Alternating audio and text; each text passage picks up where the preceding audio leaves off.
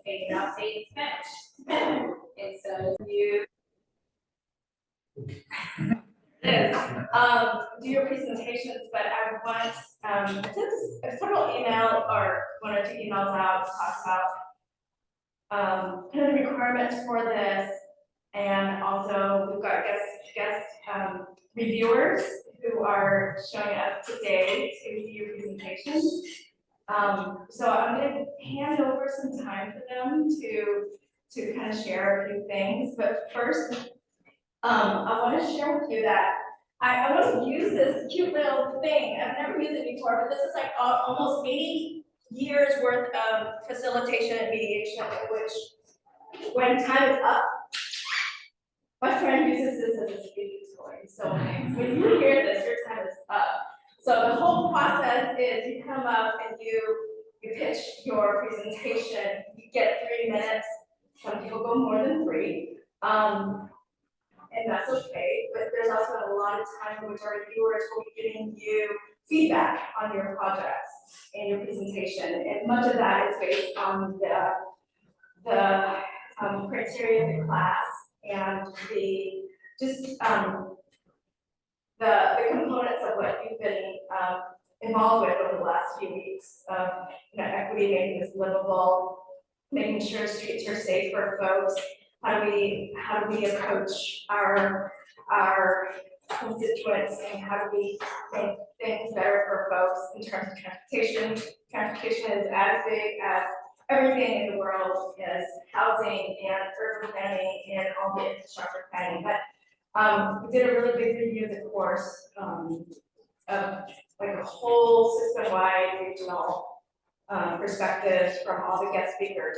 But first of all, before we bring up our guest speakers, our guests tonight, I want to just review the scavenger hunt bingo game that we did. So I know many of you participated, some of you did, and some of you didn't, so that's okay. But I just want to give an example of what kind of showed up during this, and I just chose 2 that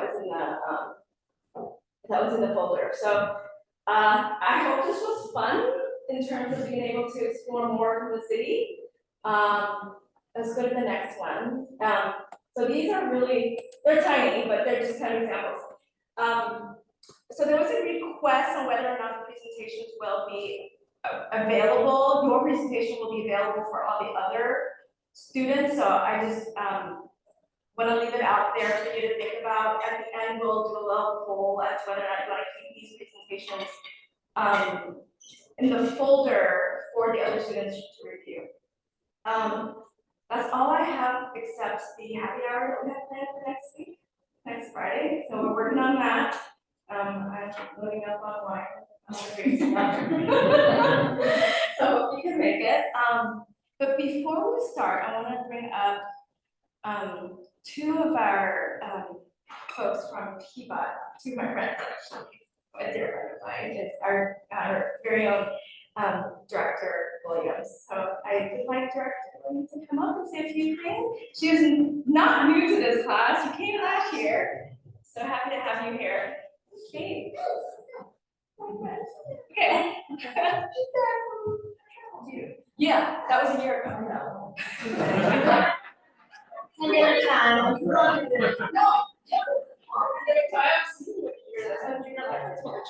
There you go. Okay, good evening, everybody. I am Millicent Williams. I am honored to be the Director of Bureau of Transportation. I've been in that role for 4-ish months, and it has been quite exciting. If you follow us at all, you know that a lot is going on. And I am excited to be here today to hear about some of the things that you're working on, the ways that you think about how our community can be in greater service to all of those who live in the community, and to hopefully hear how you're grappling with some of the really hard questions that we as transportation professionals have to ask ourselves and ask the community and ask each other as we work to that future that we want to see. A lot of things that happen that you may see a tail end of or hear about coming down your street has a lot of thought and work that goes behind it. There's very little that happens in the transportation enterprise that's by accident. Some of that I've certainly learned about, especially about plans that go back 20 years, that people who live in the communities that you're putting the project in, didn't live in before, and didn't get to inform how it moves forward. That's something we grapple with every day. How do we make streets and communities safer with transportation? How do we make sure that we can get everyone around safely? How do we make sure that we're connecting the broken links and the missing links in our communities? How do we make sure that if a person chooses to walk, cycle, drive, scooter, roller skate, be led to, or be ridden to a place, choose transit, that they can get there safely? How do we balance our response to community needs? Is there a time when we favor one thing over another? Is there a time when we need to consider alternatives that may seem out of the box? Is there a time when we just get to do what we used to do? Sometimes that's okay too. Those are the things that we deal with every day. And when I tell you that I get hundreds of emails every day about all the ways that folks like you and so many others feel like we're doing our jobs, it is not an exaggeration. And some folks think we're doing a great job, and some folks think we suck. But we face that opportunity to serve, we face that support, we face that criticism with all due rigor and respect and responsiveness to demonstrate that we do see, we do hear, we do care. We do know that sometimes we don't do things right, and when that happens, sometimes we need to apologize for that. And then we need to go back and not just apologize and be like, oh, you do okay, but actually go do something about it. So that's what we're challenged to do every day. That's what I personally challenge the team to do every day. And I recognize that the way that I challenge sometimes speak to be a little uncomfortable. And that's gonna be okay too, because sometimes discomfort, sometimes we grow through discomfort, sometimes we grow through confidence. So I hope that the way that I am able to receive the information that you shared here today will be something that I can take back and share with the team to say, hey, I was with the PSU class.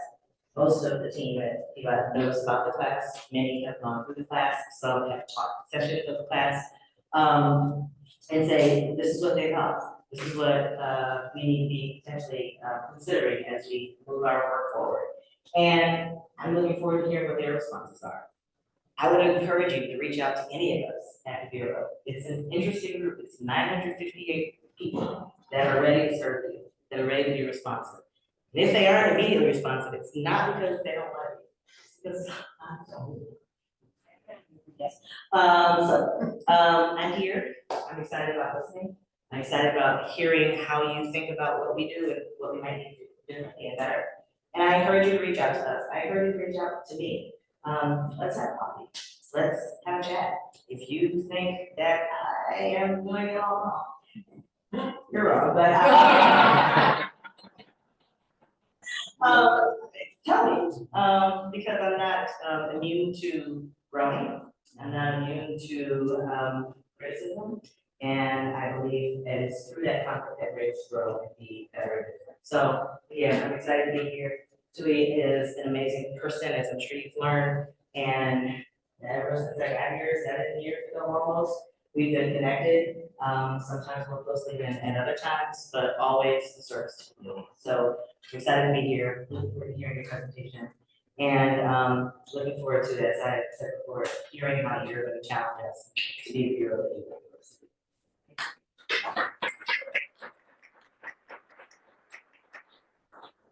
Back to you before Maria comes up.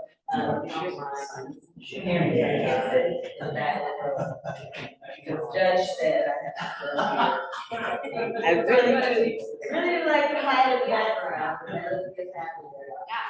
Well, I'll try to keep it brief because, as you all know, I'm very honored to have our director, just be the director that we have around PBOT. really exciting times. But my name is Maria Hernandez Segoviana. I use she, her, ella pronouns. I'm the Senior Community Engagement Coordinator with an Equity and Inclusion Division. I work very closely with, you might have heard of this name, but Wendy Serrano, who is our Equity Manager at PBOT. Ultimately my job, I like to think about it from like a high level perspective. Like I get to sort of be like, I will never know it all. This is why I think knowing people is also very critical in the work that we do, because you will never be an expert of, I like to believe that you will never be an expert of something. Everyone has this unique learnings and skill sets and just ultimately lived experience, but ultimately my job around community engagement, I like to work very closely with ultimately organizations that are at the front line of the issues, the impacts, and who are closest to the issue at play, because I like to believe that they are the best folks and individuals to come up with the solutions that we need in our transportation system also as a whole.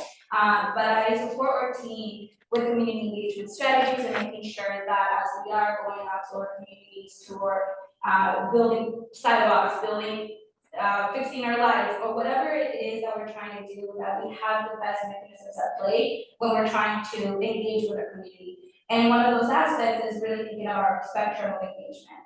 And that really thinking about, and I'm excited actually to sort of hear your presentations, and I'll say that I'm looking at that community engagement piece of your presentations, now that I'm giving you like, I know to be like, hey, She might be great, Josh. I mean, but nonetheless, I think you're pretty. yeah, but nonetheless, that's definitely something that I'm working right now closely with our team to make sure that when we think about community engagement, we're really thinking about how are we actually engaging our community? Are we informing them? Are we consulting them? Are we empowering them? Are we collaborating? What is it that we're doing so that we can definitely make sure to have a follow-up plan and not just live it at that piece of we just engage you and that's it.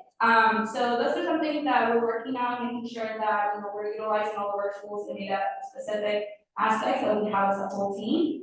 But if you have any other questions around sort of the work our language access plan is definitely something that I also focus on. So I'm looking forward to getting to know each and every one of you to an extent, and definitely use me as a resource if need be, not just right now, but even after as well. So I'll just leave it at that, Julia, unless folks at towards the end, if there's time, have any questions about that. Nice to meet you, and thank you for having me.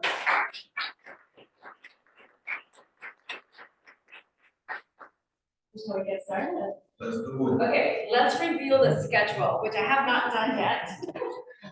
Because it took a little while to figure this out. Let's zoom that up so you know where you're going, when you're going. I want to let you know we have Paige, who's not feeling well. One of our students is, hi Paige, she's online. She'll be, Paige will be presenting, but it'll be after a break, so we'll figure out how, this is gonna be kind of cool to present virtually in class. But this is the order of our class, and we're actually gonna start before 7:10, so I'm gonna have it start pretty soon. So I'm gonna call on each of you, but also I'll call on Heidi, like being the first, but I want William to be prepared to come next. So take a mental note of this, but also we'll keep this on the screen so that we know who's next. But we've got Heidi, William, Richard, Peter, I'm gonna say your name right. So in any event, this is the order, and we'll get us started. All right.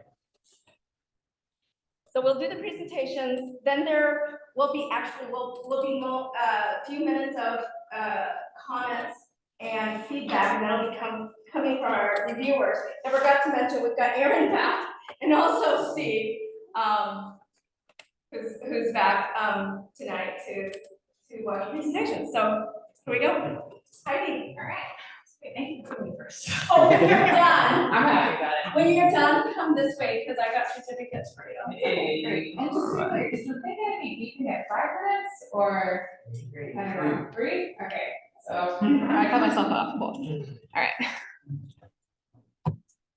Sweet. And then Do you mind if I bring this here so I can? Oh, yeah, myself? yeah, or like if you want me to do that. I can do it. I think it Okay, probably all makes right. it easier if I can 3 minutes. All right, awesome. Hi, I'm Heidi Hart.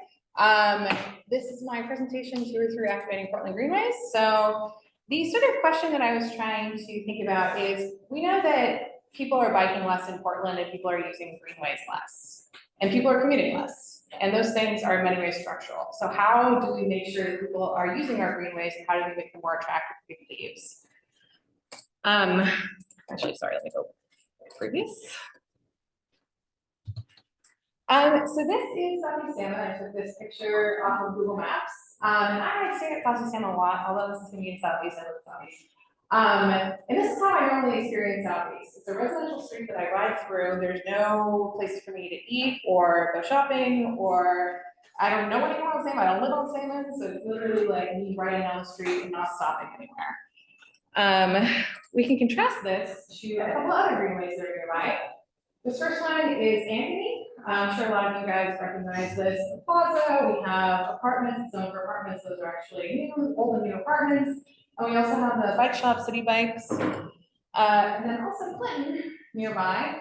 That's Clinton Street Theater, Clinton Street Market. We have a preschool. We have this little thing that I think used to be a little place for people to vend outside their house. And then this is from the 2022 bike map.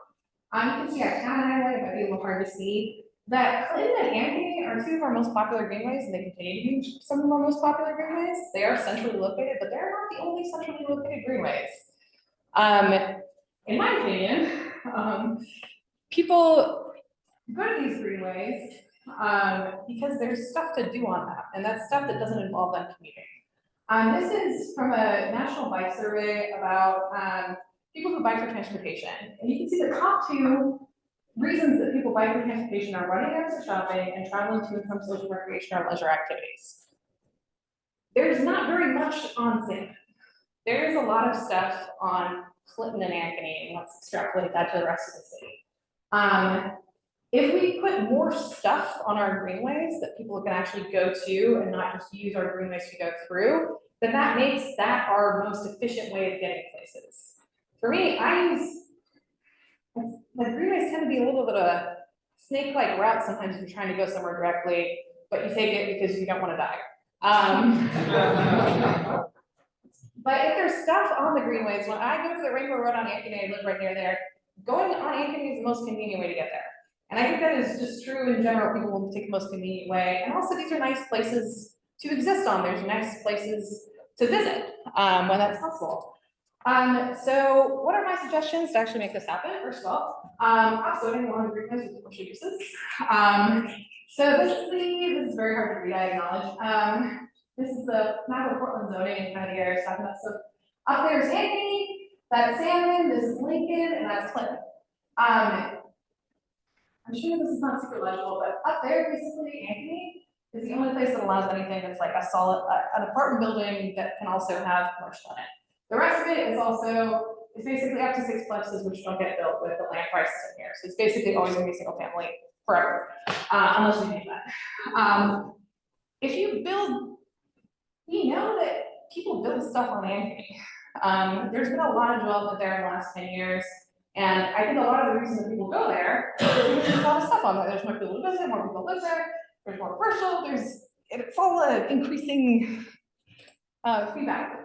And the second suggestion here is let's use the thing that we already have in Portland that we can use for underused land, which is food carts. Everyone loves food carts. I think every single person in this room loves food carts. They're also like great opportunities for entrepreneurship.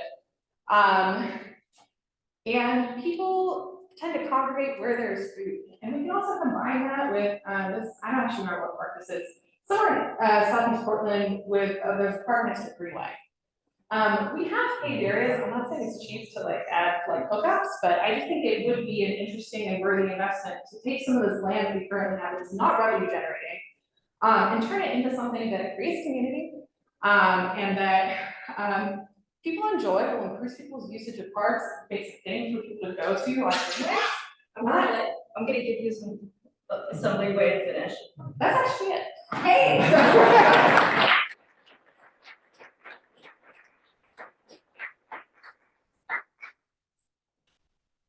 feedback, comments? Can you say okay, Millicent? I agree. I think there's a Okay, question. that's talking there.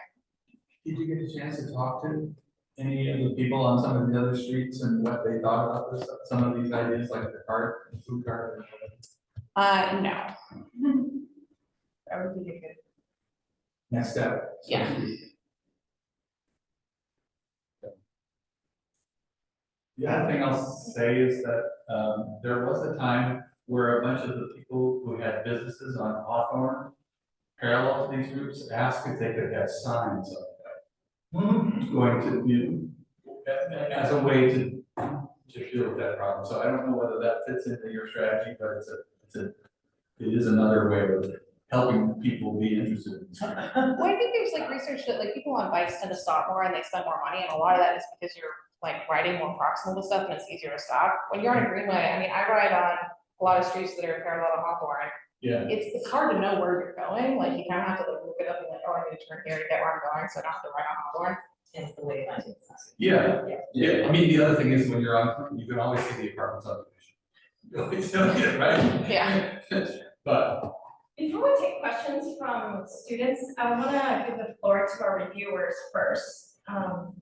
Maria, do you have some? I was just gonna say, first of all, great time. And the question I had as I was looking at your solutions, did you encounter any unintended consequences or any unintended like effects of what it means to then put commercial like buildings into greenways that you can speak to or anything like that? Yeah, I definitely did think about that. I do think that certainly there can be unintended consequences. That's why I think like the last thing, I had that like right next to a park. I think it's difficult to think about something like that in front of single family, but also I think that we think that that's not like okay, but I don't think that that's necessarily inherently true. Like, is it so bad? Like a lot of places have street vendors that might then like in front of apartment buildings, stuff like that. That's sort of like small scale retail is both really nice. If you're like a kid who lives on that block, you can like walk down and like get a bag of chips. But it's also nice for people because these are like very low capital businesses that are generally not allowed to exist. Portland does allow some businesses in residential zones. A lot of those are like grading businesses, which is great, but those are allowed because they don't really they don't have a storefront. You basically have someone come in and stay for a while, they make an appointment. So it has very little impact on like the community. But also, why is it that people who live on arterial streets don't get any consideration of that? And also the demographics of people who live on arterial streets and people who live on quiet, off arterial streets are not exactly the same. Like when people get consideration about what it's like to have like businesses near you, which I think can be positive and negative. But also I think people like living across from food. I think it's just a thing that makes places more attractive and makes people stay there for longer. I appreciate you speaking to that. But great job overall. Do you think there's a reason why we've chosen the neighborhood streets that we've chosen as the greenways versus using the ones that have more commercial? Yeah, I think we have. What do you think? Lisa? I disagree with the concept of putting all bike traffic on like completely residential streets. And well, I would say that honestly, we have put a lot of greenways on what used to be very relevantly from a person here gave a presentation, used to be streetcar streets that used to be commercial streets, like that's true of Andy, it's true of Clinton. That's a lot of reasons why those places have those businesses on them. I think that, I guess there is a strategy to put them on relatively low traffic streets, but low traffic streets are low traffic for a reason. And like convenience, I don't think should only be for people who are in cars, like being able to get places directly and have things be where you're going is also important, especially because I don't think we're really gonna be adding bike lanes to a lot of our major streets in the next 10 years. We probably will surprise you, so that's where bike lanes will be going. I just want to offer that, some of the rationale behind where the greenways are is because there is the need to ensure that there isn't as much conflict with people who are cycling, so that they can go in a straight line without having the interruptions of, say, traffic lights and some of the crosswalks and all of the things that are intended, especially for those more commercial districts, should be, and quite frankly, bikes can be on the streets, they're just not greenways. And so the purpose behind the greenway is intentional in one way, but I recognize that there is the opportunity for us to continue to rethink how we allocate the right of way to ensure that we're creating opportunities for all types of access in all types of spaces. That is a very legitimate concern. Regarding the idea around food trucks, especially by Parks loves that, and we're actually having conversations about how we can invest in specific places to activate their spaces as well as to activate ours. Please note, we will not be giving those parking spaces away if you're vending. You will have the opportunity to support your city by paying a fee. But that said, it is a great idea, and there's no cost, no barriers to entry. But in fact, we are servicing the community in that way. We need to make sure we don't mind those who are. But really great idea. Thanks for the presentation. So thanks for taking that. And I do think that there's an opportunity for us to look at the mix of greenway application both between calmer neighborhood streets as well as some that have greater existing commerce. But know that that's a really big challenge for us to work through. Doesn't mean it's hard, doesn't mean we'll do it, but it is not that challenge. Thank you. Yeah, we have a few minutes, but we're gonna, let's take a few questions. Sasha? I love this project.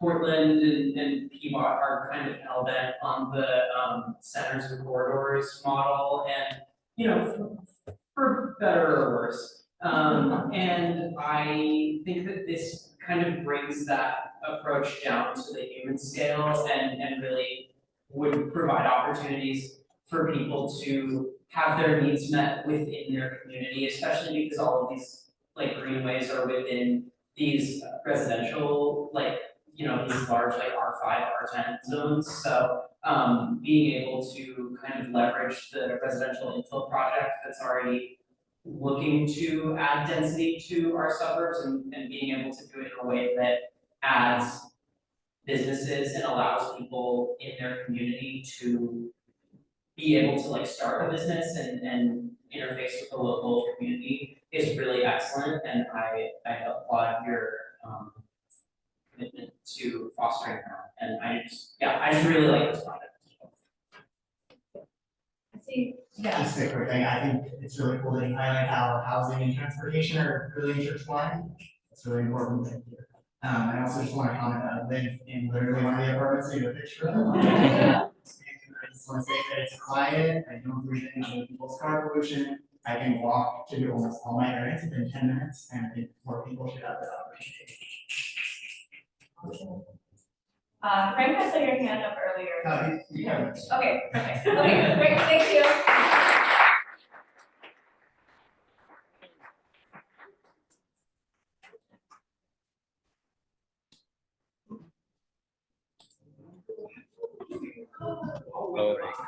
My project is a little less, but still relevant. I'm so paying attention. Say it again? I said I'm so paying attention. Okay. $30 Yeah.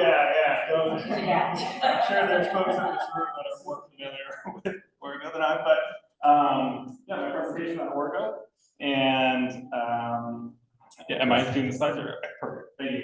For those of you who don't know what Orgo is, essentially it's a vehicles miles traveled tax, which is you paying you as in anyone paying for how many miles you drive, as opposed to say again? Automobiles, not. Correct, yeah. At least in the case of Orgo. And so Orgo specifically is sort of a pilot program currently that we have existing, but it's voluntary. You would opt into it. And so my presentation is more or less a case for mandatory adoption of Orgo and some of the criticisms of the MT tax and sort of why I think we can get over them.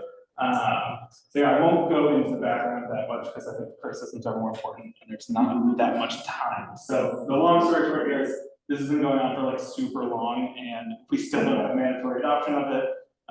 As everybody knows, there are funding issues in the transportation industry right now, and those permeate all levels. They are not just in Portland, not just in Oregon, they're national. And the reason is, if you go to the next one, essentially, right now, a lot of our transportation maintenance and improvements are funded through a fuel tax. So we're achieving all of our sustainability goals. Just, I guess that's a really not necessarily a true statement, but we are taking steps to get there. But with that, we have a lot more fuel efficient vehicles, which are obviously then using less fuel, so we're getting less money. And on top of that, EVs way more on average than sort of internal combustion engine vehicles. So they cause the roads to degrade even more quickly. All of that is the problem. You can see the market share of EVs, these are Oregon statistics, are going up really quickly. So this is only going to increase as time goes on. The next slide is more local context, but we really don't need to get into all that, and we all kind of, I think, are aware. Basically, the long story short is 60% of the discretionary funds for Portland are the state highway fund, which a lot of that is the fuel tax, so this is very important for Portland specifically. This is a chart related to national adoption of a VMT program. And so essentially what it's showing is if we were to switch entirely to a VMT-based tax and get rid of the fuel tax, what would the cost per mile need to be to have the same amount of funds that we currently have? But I think this is really a good chart because it illustrates high mile per gallon vehicles are sort of the bigger issue than necessarily full EVs as far as in terms of sort of the effect on our fuel tax currently. And that is to say that EVs are not paying any fuel tax hypothetically, but they're a small market share even still, but we're taking huge hits to the fuel tax because so many of our vehicles are really high mile, they're really efficient, which is great, and that's awesome for our sustainability goals, but bad for the fuel tax. And so this is a big concern, or a big concern with a VMT tax is that we will not be incentivizing EV adoption because we're taxing EVs. But I think the larger sector, at least currently, is high mile per gallon vehicles, and those are mostly because of regulation around sort of emissions from a national level. So those aren't going to change. So because of that, I don't think that the EV disincentivation sort of argument is as strong as folks say, but there's also additional methods. So currently the Orgo program is voluntary, and the sort of way that they get people to opt into it is you pay less on your registration for your EV, which is EV registration is significantly more than ICE, internal combustion vehicle. So they kind of give you some of that money back. So we can continue to do that for EVs as well. So I think that we can move to a mandatory VMT program, and disincentivization of EV adoption is not as big of an issue as maybe folks are worried about. Okay, the next one is privacy concerns. Yeah, there's a lot of ways that you can track your miles, and so some of those are more intrusive than others in terms of privacy. This is another sort of related to this is like national adoption research. So, which is why original equipment manufacturer, that would be like Honda builds in a way to track your miles. They already do. And they already do. I know people who write code for OEMs. Yeah, but this would also be them sharing the data with. They already do. They send it back home to, their mothership. Okay. Okay, well, that's an interesting point, but I'm not done, but this is my last. Another 30 seconds. Okay, perfect. Basically, the point here is that you can go as low tech as just reading your odometer each year, there would be less sort of options. It could potentially be less advantageous to the individuals to do that. But the point is that you can have a relatively non-intrusive way of having a BMT tax.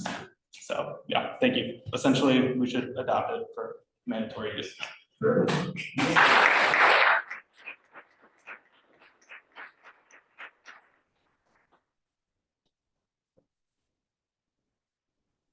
you want to comment or do you want questions?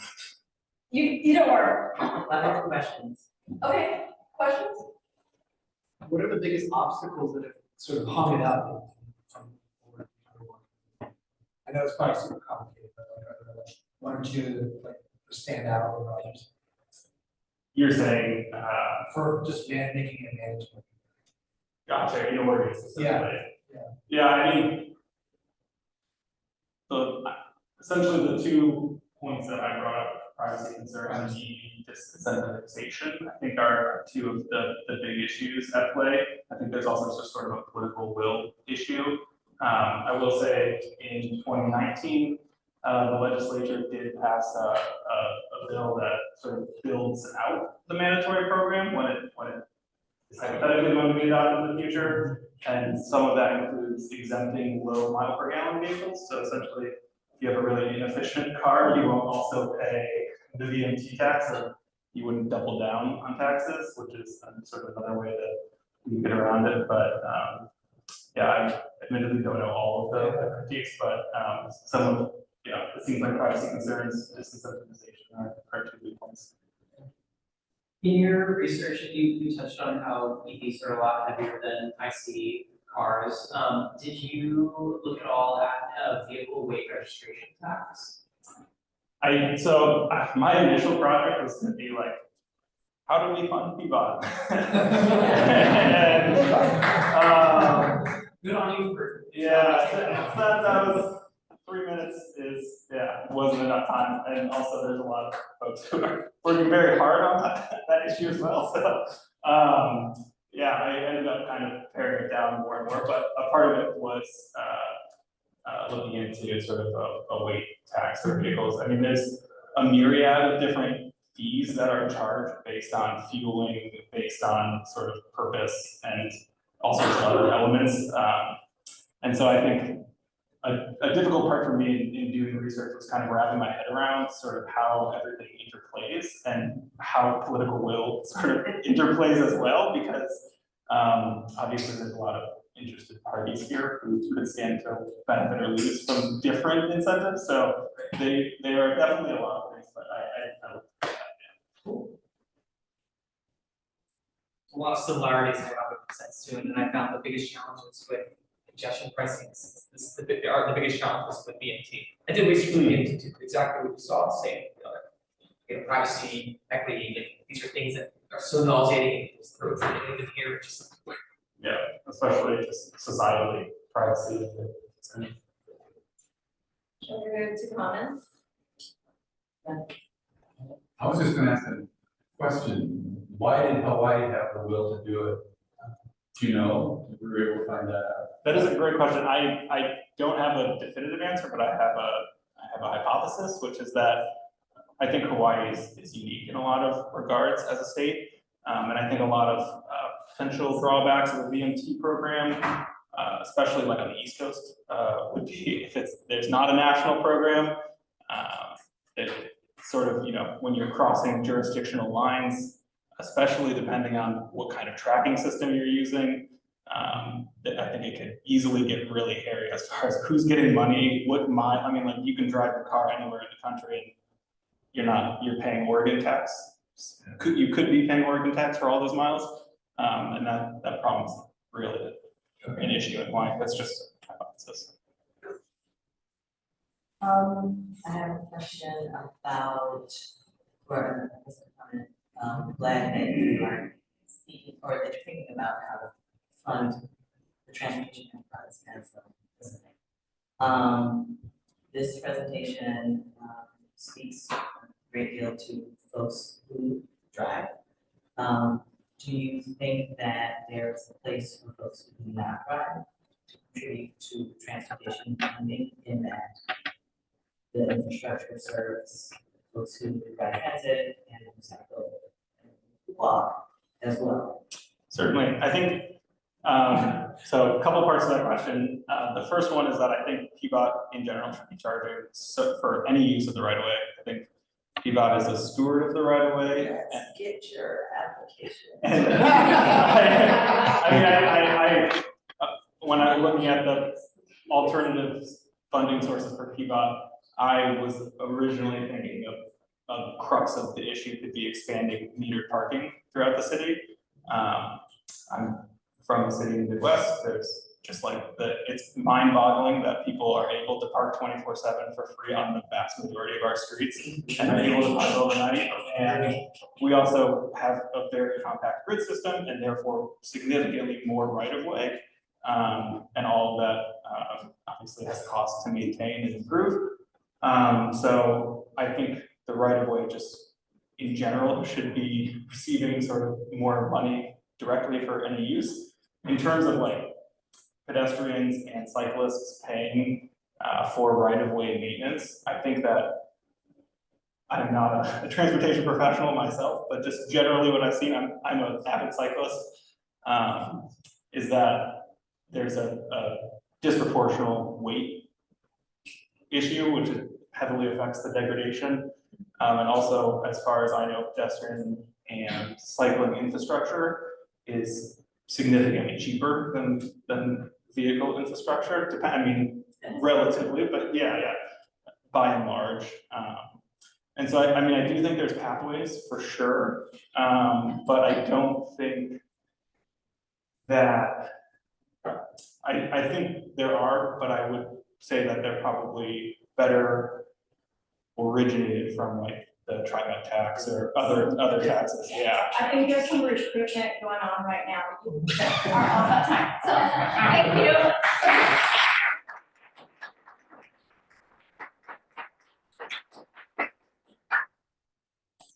Richard, you're up next. Yes, I'm Richard Hunter, and the presentation I'm going to be making is personal. And I actually live right in the neighborhood. I live right here. And so I want to talk about some of the traffic problems and solutions in Northeast MLK Junior Boulevard and the Elliott neighborhood. Next slide. But one thing we all need to know is that PBOT does everything we can to try to make Portland livable. Portland is a member of ARP's network of livable states, cities, and communities. And I invite everybody to go to this website, highways.gov/50F, and this is the formula that PBOT uses to gauge all their activity, called the safe system approach. Next slide.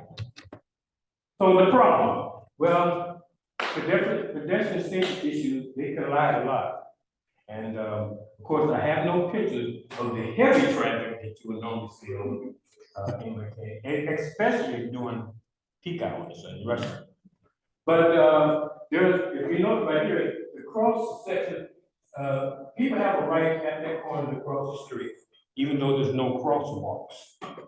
And so there are crossings other than major intersection traffic signals. There's crossings that are ignored by motorists despite clear markings, and crossings with poor lighting at night, and crossings with heavy greenway that's not maintained regularly.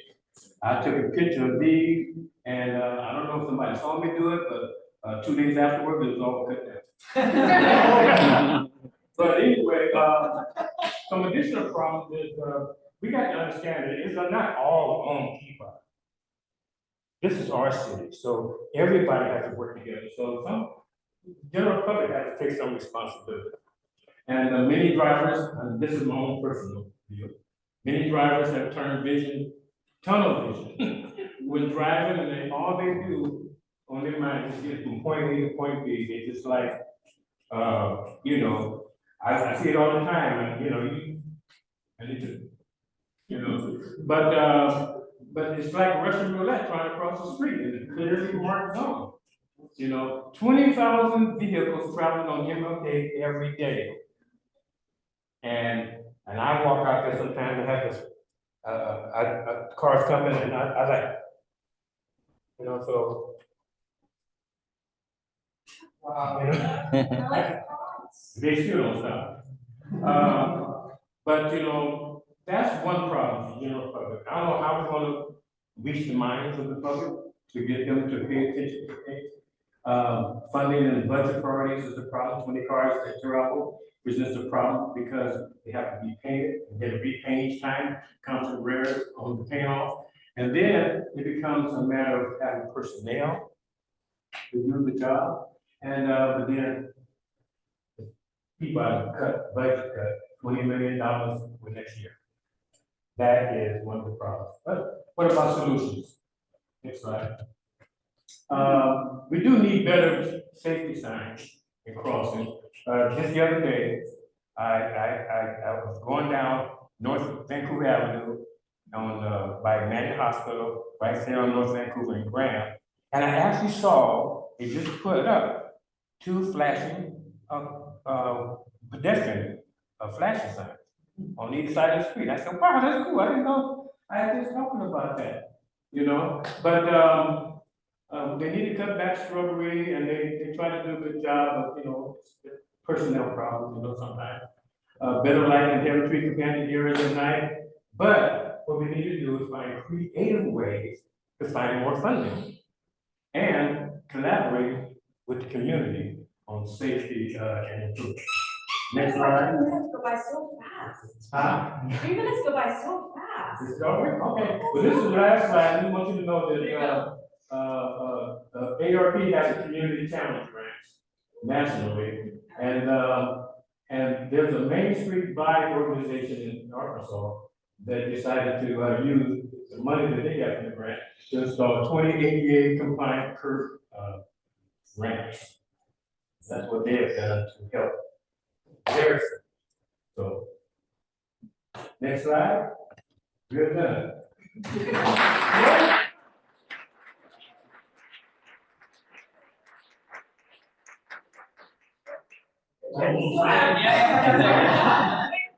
No question. I love this, I can envision this 3-year-old kid growing up in Albina to who you are now, like showcasing AARP. Questions, comments? I'll share. No, I was just gonna ask it. Thank you for sharing what you have. I have a question and then I have a comment. Why do you think people on MLK, aside from the vegetation that work on, and when I see it, I call it cruise out and have to go and do training. Why do you think people aren't stopping for you? Well, I'm not in the medical professional, but I believe it has a lot to do with mental health. People who are driving? Yeah. And people who are walking. You know, pedestrians can't say, oh, it's the drivers, or the drivers can say it's all the bicycles, because one thing they all have in common is they're all people. And so we, you know, share a common issue around mental health, and we live in a microwave society. You know, we want everything right now. You know, I'm sitting at my microwave sometimes for 30 seconds. Okay, I can't wait for 30 seconds. And then Oregon law says you come to a stop sign, you have to wait for 30 seconds, right? And give you time to kind of look left or right and check the thing. So I think people are in a hurry. They don't take off early to go anywhere. They wait till the last minute, start rushing, they're in a hurry, boom, boom, boom. If they ain't got time to be courteous, they got time to look both ways, they just got to get where they got to get before 8 o'clock or 9 o'clock when they have to punch in. So, you know, we created a microwave society, speed, and nobody slowed down. So Mr. Hunter, you use the light Who else has a light that they do that when you go across the street? to make sure somebody's safe? You do that every time? At night. But why are you blaming pedestrians, the automobile operators? I'm not letting pedestrians, I'm asking the question because I'm trying to make the point that in certain communities, people do not stop. Even if you're approaching the crosswalk. That is my greater question, and it's specific to MLK, where we have 17 crossings that people ask us to put in. But the problem is, and I observe it, and I do it intentionally, I will go and I will either cycle over or I will take transit over, or I will drive over and park on the side street, and I will sit at MLK, and I will watch what people do. And do not. And do not stop. And my question, that was my question for Mr. Hunter, was, do you feel like people are not stopping because they don't see you? Do you feel like they are not stopping because they are distracted? I recognize that is quite true. Do you think that they're not stopping because they don't know what the rules of the road are, and if they see a hash mark, they're not stopping? Do you think that something that they disregard you as a different type of person than the person that they are? And that is unfortunately, especially on MLK, where there is a lot of infrastructure that has been put in to support pedestrian crossings and bike crossings. It's especially true there and in several other high crash corridors, which MLK is, where you are seeing a disproportionate amount who are treating people differently based on what percent. So that was really my question, and I appreciate the way that you are approaching, looking at it more holistically about what can be proactive about solving some of the problems. And like I said, we are working, we have 4 active projects that will be going out next year. We have 13 others that we're considering, but like I said, a lot of it is funded. I just wanted to congratulate you on getting the Bay RP as an older guy. More, but Yeah, I just sent me the webinar of the RP, they just figured out a bike ladder and a walk on it. Right. Both of those, Yes. were exceptional. I used one down in California while I was on vacation. And I'll just add, Richard, I'm new for a few years now, and I would say that, like, your approach to the presentation as a whole is very much, I think, to go to the point, I don't know if it's like, let's find someone to link to, because I think to your point, and your comment on, we are all humans, we all are sharing the same road, the same system in a way. I do want to just add to, like, and maybe this is like my pitch for collaboration as well, like, as we're thinking about, as you were presenting, I was also definitely thinking about our current projects in place around traffic safety. And really thinking about, it's not just traffic safety with cars and crossings and roads and lights and whether you have something, etc. It's also about what you share, which is mental health. It's about so many other things that are ultimately in some ways internal, because of who you are, how you identify. So this is my little pitch, and also I just really appreciate the format of your presentation and like making it very holistic and involving everyone's role in it, as we're presenting that slide with.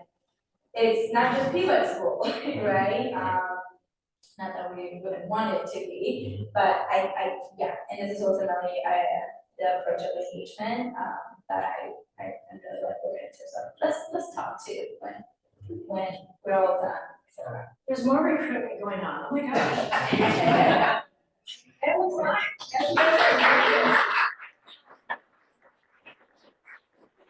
Yeah, here's next, but before Peter goes, I just want to mention that Richard had put up some stories and some pictures on the Slack channel of his life in Albina, so it's amazing. I can share it with you at some point, right? It's amazing, so yeah, get onto Slack and I think look at those photos, but Peter, yeah, you're up next.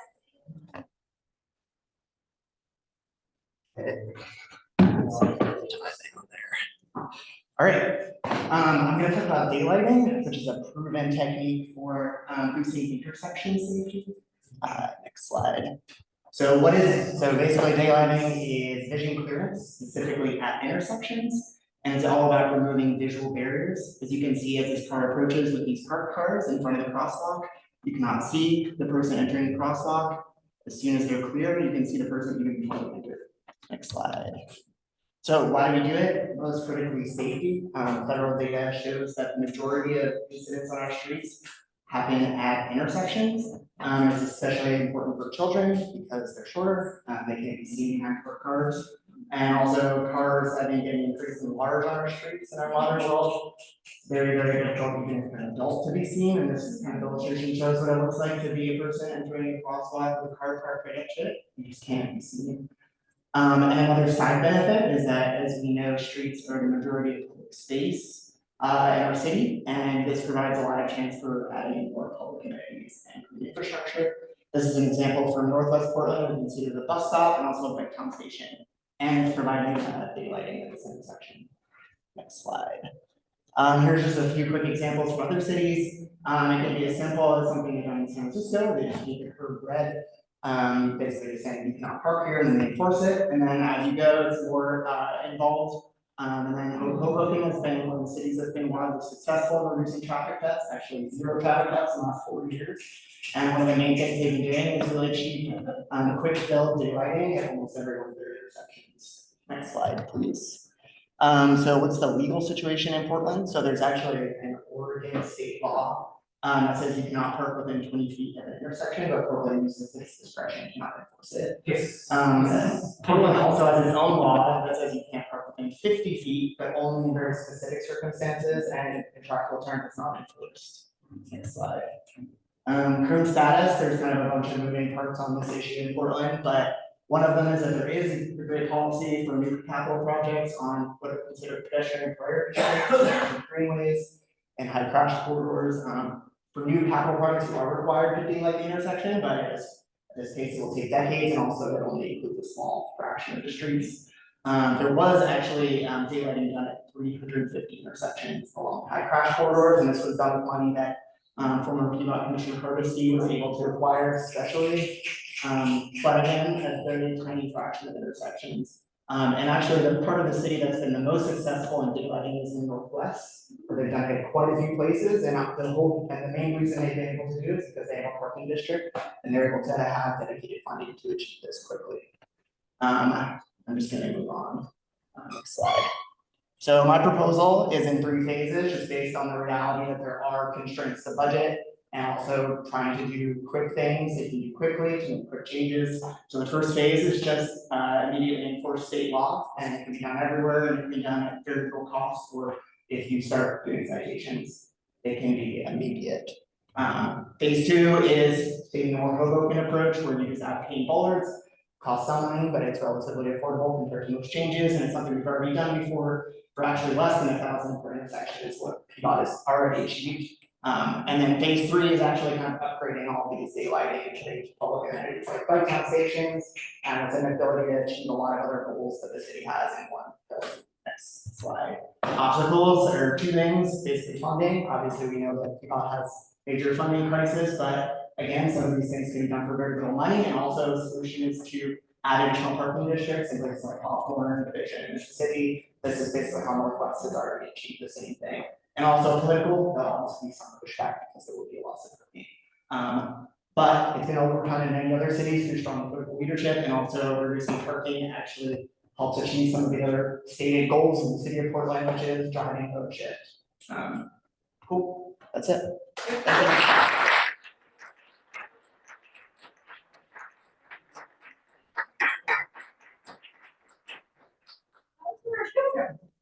Yeah. Actually, yeah. The type 6. Yeah, that's a type 6. You see, seeing a fine disproportionately impact those with lower income that, and this year particularly, probably the same reason that suffer from more pedestrian deaths, probably also more folks with lower income. I'm wondering if you would consider some sort of progressive fining, so it's pegged to your income or something else. Yeah, I mean, I'm not an expert on implementation. I know that in some places in Europe, like a lot of traffic tickets are tied to your income, which is an ideal situation. I don't know how difficult it would be to implement in the US. I'm not aware of it happening in the US before, but obviously that would be ideal. But yeah, like you said, the other side of the coin is that people with lower income are predominantly driving less already. So it's a challenge, it's part of the political challenge of making this happen, but, I love it. Yeah. Sure with that. What's the fee for that citation and reinforcement fee? I actually don't, I don't know if it's in something I can remember, but I don't know if it was like in a statute or whether it's up to localities to decide what that was. It's up to localities to decide to between $35 and $50, I think don't pay them, nothing happens. So working on that. But I wanna offer a little bit more comment. This is a bit of a comment too, I was talking part about interaction with pedestrians and drivers. I live in the Northwest District. The advances they lighting have been wonderful, so people use it as parking apparently.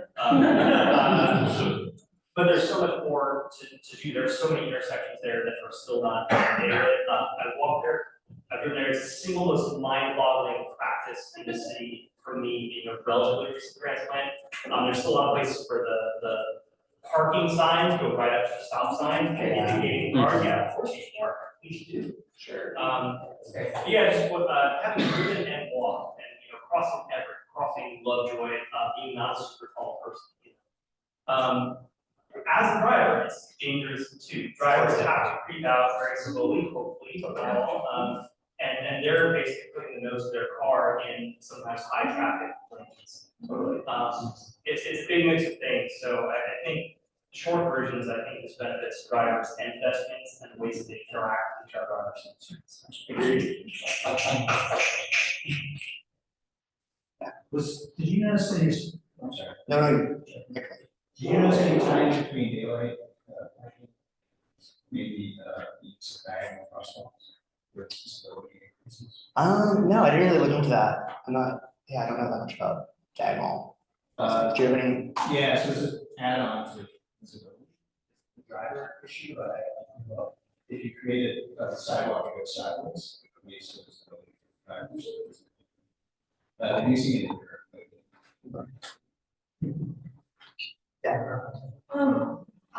More of a comment, I think something that would go really nice in conjunction with your proposal would also be moving, like the street lights forward. So instead of them being on the opposite end of the intersection, they're on the intersection you're about to cross. Yeah. So that cars feel safe creeping into the crosswalk because they can still see the light or whether or not they're able to go. So it forces them to stay back, behind the crosswalk where they wouldn't be able to see the light. Yeah, that's a good one. Yeah. I was thanking for the presentation. It is one of my priorities as director of PBOT, for every effort that we have, whether it's attached to a capital project or not. My plan is to make sure that we're daylighting as much as possible. I'm not going to be here.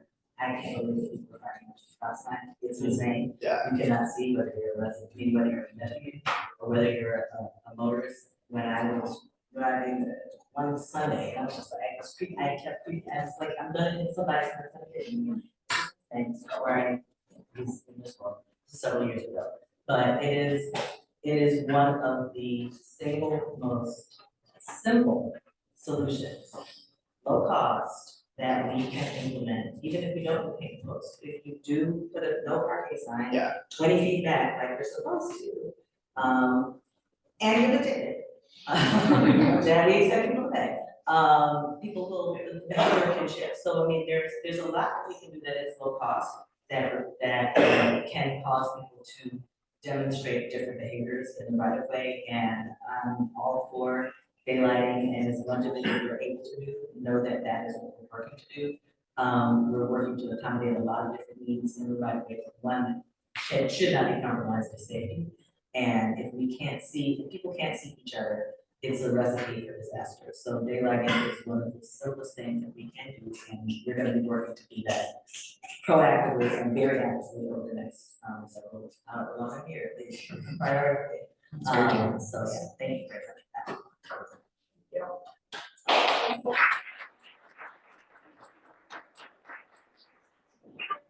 Get your certificate.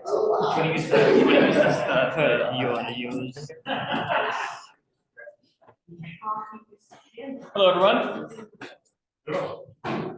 We're gonna start this clock, and I'm gonna do my best to click.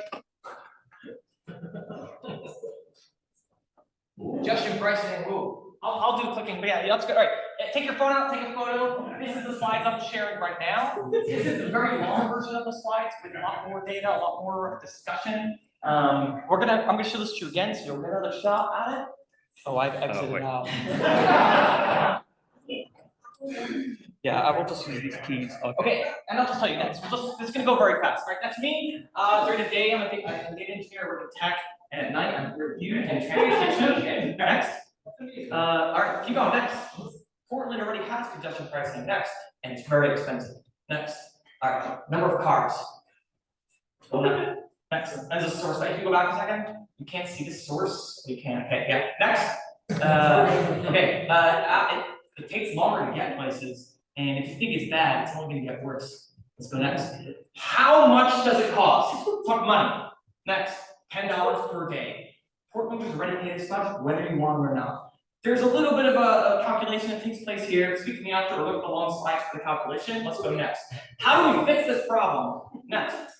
Congestion pricing, it works. Here's a bunch of economists that agree. Next. And it's very unpopular. Next. Why is it so unpopular? They see this, not this. Next. Very good reason. Look at this town. Look at this little piece of a highway. You see this big golf course? 80% of the city's budget is from finding black, poor people who drive through this place to go to work. All right, next. So obviously people hate it, and that's all they see. All they've ever seen is the downsides. Next. But until now, let's go next. Here's our goal. We're going to show people the benefits of congestion pricing without any tolls. Next. All right, and we're going to do this by using a pilot study. Next. Empirical research. Will congestion pricing work in Portland? Next. Okay, we're going to partner with lots of big employers, and we're going to encourage no drive days, and we're going to see if it works. Next. All right.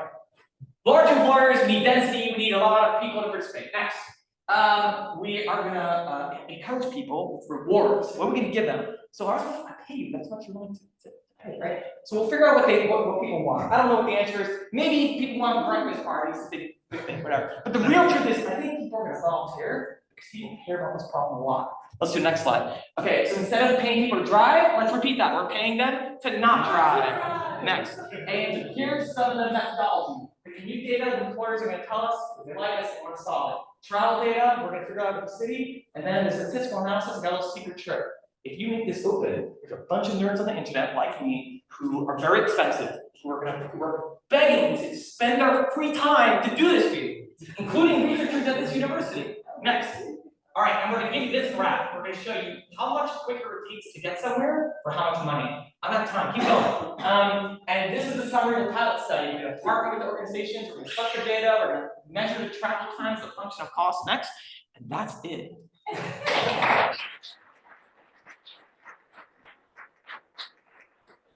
All of us are gonna have the enthusiastic participation.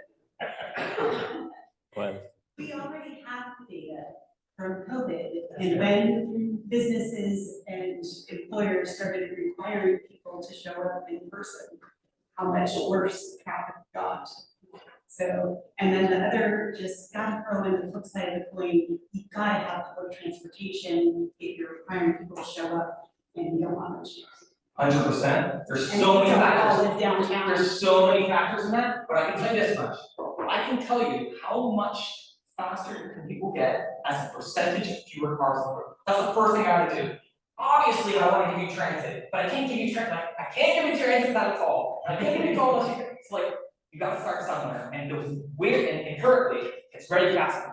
Researchers in China, Japan, they all say the same thing. Look at the United States. We're fascinated. Our leaders are elected through the democratic process. It's very silly. So they have to do what everyone wants, and people don't want tolls, but they should do tolls because they'll solve their transit problem. So it's a very insightful perspective. It's like people oppose tolls, so you can't do it. So you can't fix the problem.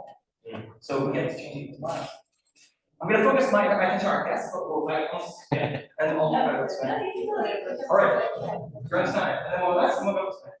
How are you, so you do this pilot study, how are you thinking this is gonna like massively raise awareness? Or is that the goal? Like, there's a few goals. So the first question is, how much money does it cost to get to work 10 minutes faster per day? For like, take one district, one zip code. There's an empirical answer to that question. And then you can say, the amount of money it costs to get people there quicker is actually not worth the benefits of getting it quicker. So that congestion pricing is not suitable. That's a question that is still maybe contested, or maybe feels contested, but the truth is, like, you need an empirical approach. And that's like the external goal of this pilot study. The internal goal is to get people to volunteer and say, oh, choose me. I will choose on the first Monday of November to not drive because I care about my state. So like two sneaking there. I'm gonna go this way. I'll make it quick. You paying people to not drive reminds me in the Bay Area, we have Spare the Air to encourage people to not like use their fireplaces for air pollution. And unfortunately, they haven't been like doing citations, so like the effectiveness of it is kind of like dubious. But what happens is because there's a bunch of suburbs, all of the neighbors snitch on their other neighbors. My neighbor's having a fire, I'm not watching a fire, I'm complaining about my neighbors. So, Right, there's reward and punishment. yeah, so it could work. There's social capital, which is actually quite a valuable asset. And I think that's why large employers are a great place to start, because they already have programs. And plus, people care about what their programs do. We'll go this way, and then we'll come around here. Someone said that was the most fun presentation. The second thing was, this just reminded me of the relationship that OHSU already has with the city, where they have this like relationship on that not all their employees can drive to work because of their geography. They already have all these planning that goes on for the city to get people to work using transit and other ways, and literally pays them to bike to work. If you don't work, you have to pay. If you bike, you actually get paid money. Literally, it's the top. This is something that's already happening. Yeah, no, it's already happening. So what we're gonna do is we're gonna report it, and then we're gonna let the nerds of the internet figure out some cool calculations. Right, so there's opportunities for working meetings with more employers. Yeah, and we'll take it. That's already proven successful. We'll say, hey, you got free coffee, we'll do that. I mean, hey, if the other hospital gives out free coffee, we're gonna give out free. Yeah. So I'm a little confused. You're proposing a study to determine the toll. Effectively determine. How technical of an answer would you like? Yes, that's your version, yes. So I don't know that determining the right toll will get you to political buy-in on congestion pricing and the whole program, all that goes into that. Tolls can be, there's survey work, there's other ways of doing this without doing what you're describing. There's also other congestion pricing schemes already in place around the world. We can look and adjust for wages and all this other stuff. So I'm not, the translation from the experiment to the political process that has to happen to implement it, I'm just not seeing that. I love your excitement. It's so big, right? If I knew the answer, then I would tell you. The truth is, I don't know. But I do know the first thing we could do is we could do something about it. And people would volunteer. I know that people would volunteer like the first Monday of a month for 3 months just to test it out. And that's really the best answer I've got. It's like, let's even like the limitations for congestion pricing, like factoring in equity, like low income. It's like, whoa, how are we gonna approach that? It's like, I don't know, but I know I can get people talking about it by just making some noise and putting it out there. So you're thinking the pilot project would actually inspire the politics to actually adopt something? Okay. That's what, I mean, that's what it's a feel, the truth is, it's a feel-good project. We feel good about it, and it tells us numbers that are probably really obvious. Okay. So to the political part of this, yes, I'm gonna give this to Maria or our director. I get it now. Well, I was just to say, yes, humor is best for possible. And also, the only question I had was also kind of related in terms of like, we're paying people to drive less, right? And the big question that keeps coming in my head is like, but how are they getting to and from where they need to go? Are we having also the let's have a free transit day, let's have a free whatever it is in addition to that? Because I do think that yes, like I felt good, right, like with the project. And I started thinking about the other components of other agencies that we should be engaging with, because we were talking about how do we get people from out of cars into our streets. We need those alternative options to feel safer, to look safer, all of those components. And so as a whole, I made some presentation, and also those are some of the things that have come to my head, so. And that's the goal, right? Like, I don't have the answer, but those are the questions we should be asking. Great. I really enjoyed the presentation. Thank you for broaching a subject that we have been talking about for years, all over the place, especially here in Oregon. And it is a space where people have a lot of students. So, and what I will acknowledge is that a lot of times that is because of a lack of experience with tolling at all, and not fully understanding how it actually can help to ensure that we have infrastructure that you need. People who live in places or can have lived in places where there's tolling, have nice things, and so we can have nice things we pay for. What is most compelling, and I was pulling your presentation together, is about sorry, your name is Jacob. Heidi, talking about the 10-minute neighborhoods that you brought up. Didn't bring it up in state level, but in his comments to one of them. If we had 10-minute neighborhoods, really, if people could actually walk or bike to the grocery store and to school and to their jobs, we could even achieve those things. But to the extent that that's not necessarily happening right now, and the government just has not caught up with the needs of the people, figuring out how to make it so that people can get to where they need to go, and we're creating the opportunity to improve lives because of the limitations of the emissions that are going into the air. I think that would be the win-win. I would love to see how all of these presentations come together. I will depend on your nerd energy to. You said it earlier. To help us figure it out. I want to. I think it's supposed to be a nerd. But I said I want to. But I was intrigued by the way that you shared it. And I think having that energy even in a room with the Oregon Transportation Commission could cause them to think very differently about their opposition to figuring out how to solve problems. And just to clarify really quickly, yes, because I think the other component that gets missed out about, like, it is missing a lot too, is like the impacts that it has on low income folks and folks of color. Yeah. And I think that oftentimes gets dismissed very quickly, very fast, because of wanting to have shiny things, but we also have to recognize that. So the lightheartedness of the presentation, it made me think a lot, so yeah, I get it. Good. Very good. Thank you.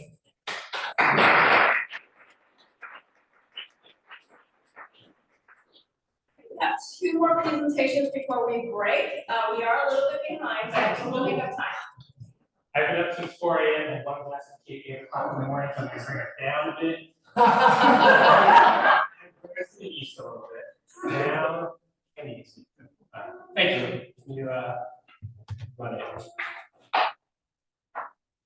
So, I'm gonna have a presentation. The clicky button there. Yeah. Cool. So value we all share. We want safe infrastructure for all of our users. We want to be able to get from point A to point B efficiently, minimize wait time. You know, the wait time, particularly for automobile operators, creates pollution and makes environment unsafe. So we want to achieve those 3 goals. We want safety for all of our users. We want efficiency. We want to reduce the impact on our environment. Next slide, please. So I live right over here in Redwood, Darlington. We're looking east now. We're looking to 87th Avenue, 92nd, and I-205, and this is the Springwater Corridor Trail. And from speaking with, I ride on it occasionally, but lots of people ride daily for the commutes. Heading out east is Gresham, Portland. Heading out west is Dr. Green, and one of them is right downtown.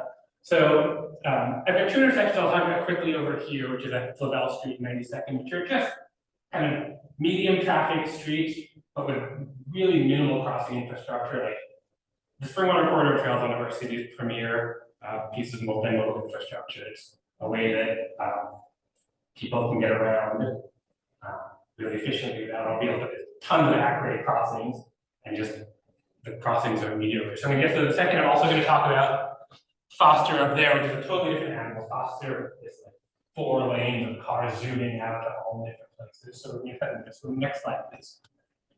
This is an example of 92nd Avenue, sorry, Flavelle Street, and 92nd Avenue is very similar to the crossing. You've got the trail going here, we've got Flavelle Street with a pedestrian island here, and we have, you can see the back of it over here, a little sign that says, hey, look, there are cyclists and pedestrians. There's probably a similar one over here. For a road that leads to 82nd Avenue, a MAX station up to Mount Scott, that's like, and just cars driving there, that's not a way that we can safely cross pedestrians and bicycles. So I have a couple of recommendations on the next slide, please. And just highlighting like this crosses 3 lanes, which is the median income is 83% of Portland median income. So we're talking about one of the corridors of the city, and where getting anywhere generally takes longer, whether you're commuting after Gresham, commuting to Portland. So the both crossings are uncontrolled and the pedestrian islands are present. So 3 possible treatments. I think the lowest cost is just paint that thing green, just make it a little more visible.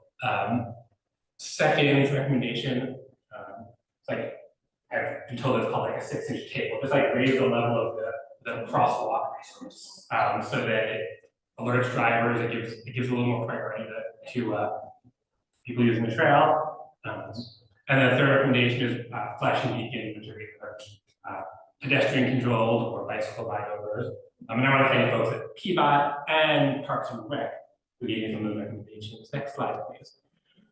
Foster Road. So we got 4 lanes and a pedestrian island. We also have a traffic light up here that conveniently turns red for people using the trail. This problem is alerted to me by folks who use the trail a whole lot. There's 3 ways of activating this green light. It's a green light that's always green unless it's activated. There's either the pedestrian, level, there's the equestrian level, once if you're riding a horse. Here. Oh, it used to be the train. The train? That's for the train. Huh. The train, that's a button. That's a train button. It's a button, it's like a button, of course. Of course not. Or a stipple. It's a question. I don't understand what you're saying. Oh, it was really close to time. Oh, okay. The big problem is that you already did check. I know so much quicker than that. There's a bike activated thing here that is both unreliable and there's no blue indicator. So some of the best intersections there's an indicator that says you're on this thing. So imagine you're a cyclist, you're stopped on this thing and you don't know if the light doesn't intervene. Your next best bet is to smack on that button. Next slide, please. Turns out that the cycle, if you smack on that button, it lasts 35 seconds, which is about the time that probably someone with lights like mine would take a car intersection. Probably not the time to take a mature user car intersection. But for 35 seconds, if you manage to get the thing activated by resting your bike on it, 25 seconds at a stop on it. So we have cars are being forced to wait longer time, creating pollution because bicycle users don't know that like this thing may or may not be working. So my recommendation, I'm thinking about Barber Boulevard. You know, if you're biking down Barber Boulevard and you're approaching those 2 bridges that are not wide enough to have a shoulder, before you reach the bridge, you bike on, you activate flashing beacons like 25 to 50 yards back. We could do that in the Springwater Corridor Trail. We could have them 50 yards before the intersection, one of those activator things, where as you're riding, doing your thing, you roll over it, and then there's even like an indicator that says, you've done this, success. You wouldn't even need it though, because then when you get to the intersection, it's either turning green as you approach, you pass through, automobiles are not doing this weird extra waiting thing because people are pressing the button unnecessarily.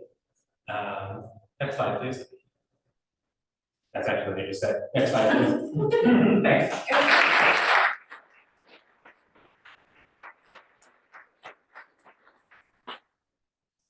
Questions, comments, feedback, thoughts? Give them all. Yes. Yeah, thank you for illuminating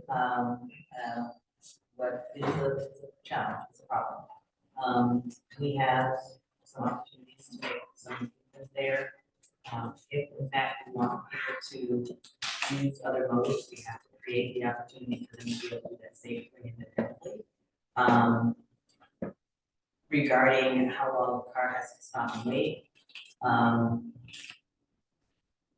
we could probably have a conversation about that one, but I do think that it is important for all of the signalized crossings that we have, even if they're not signalized, especially if they're signalized, for them to work appropriately and for them to do what, if we have been conditioned to understand how they are to be used, that they do that thing.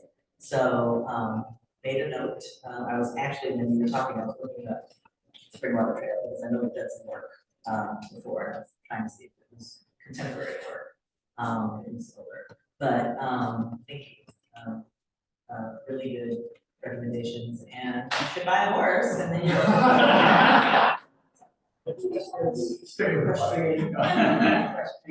But one thing I would say is an additional issue is that one of the reasons it doesn't get clearly understood by people is the bus stop is halfway between this signal and the next signal.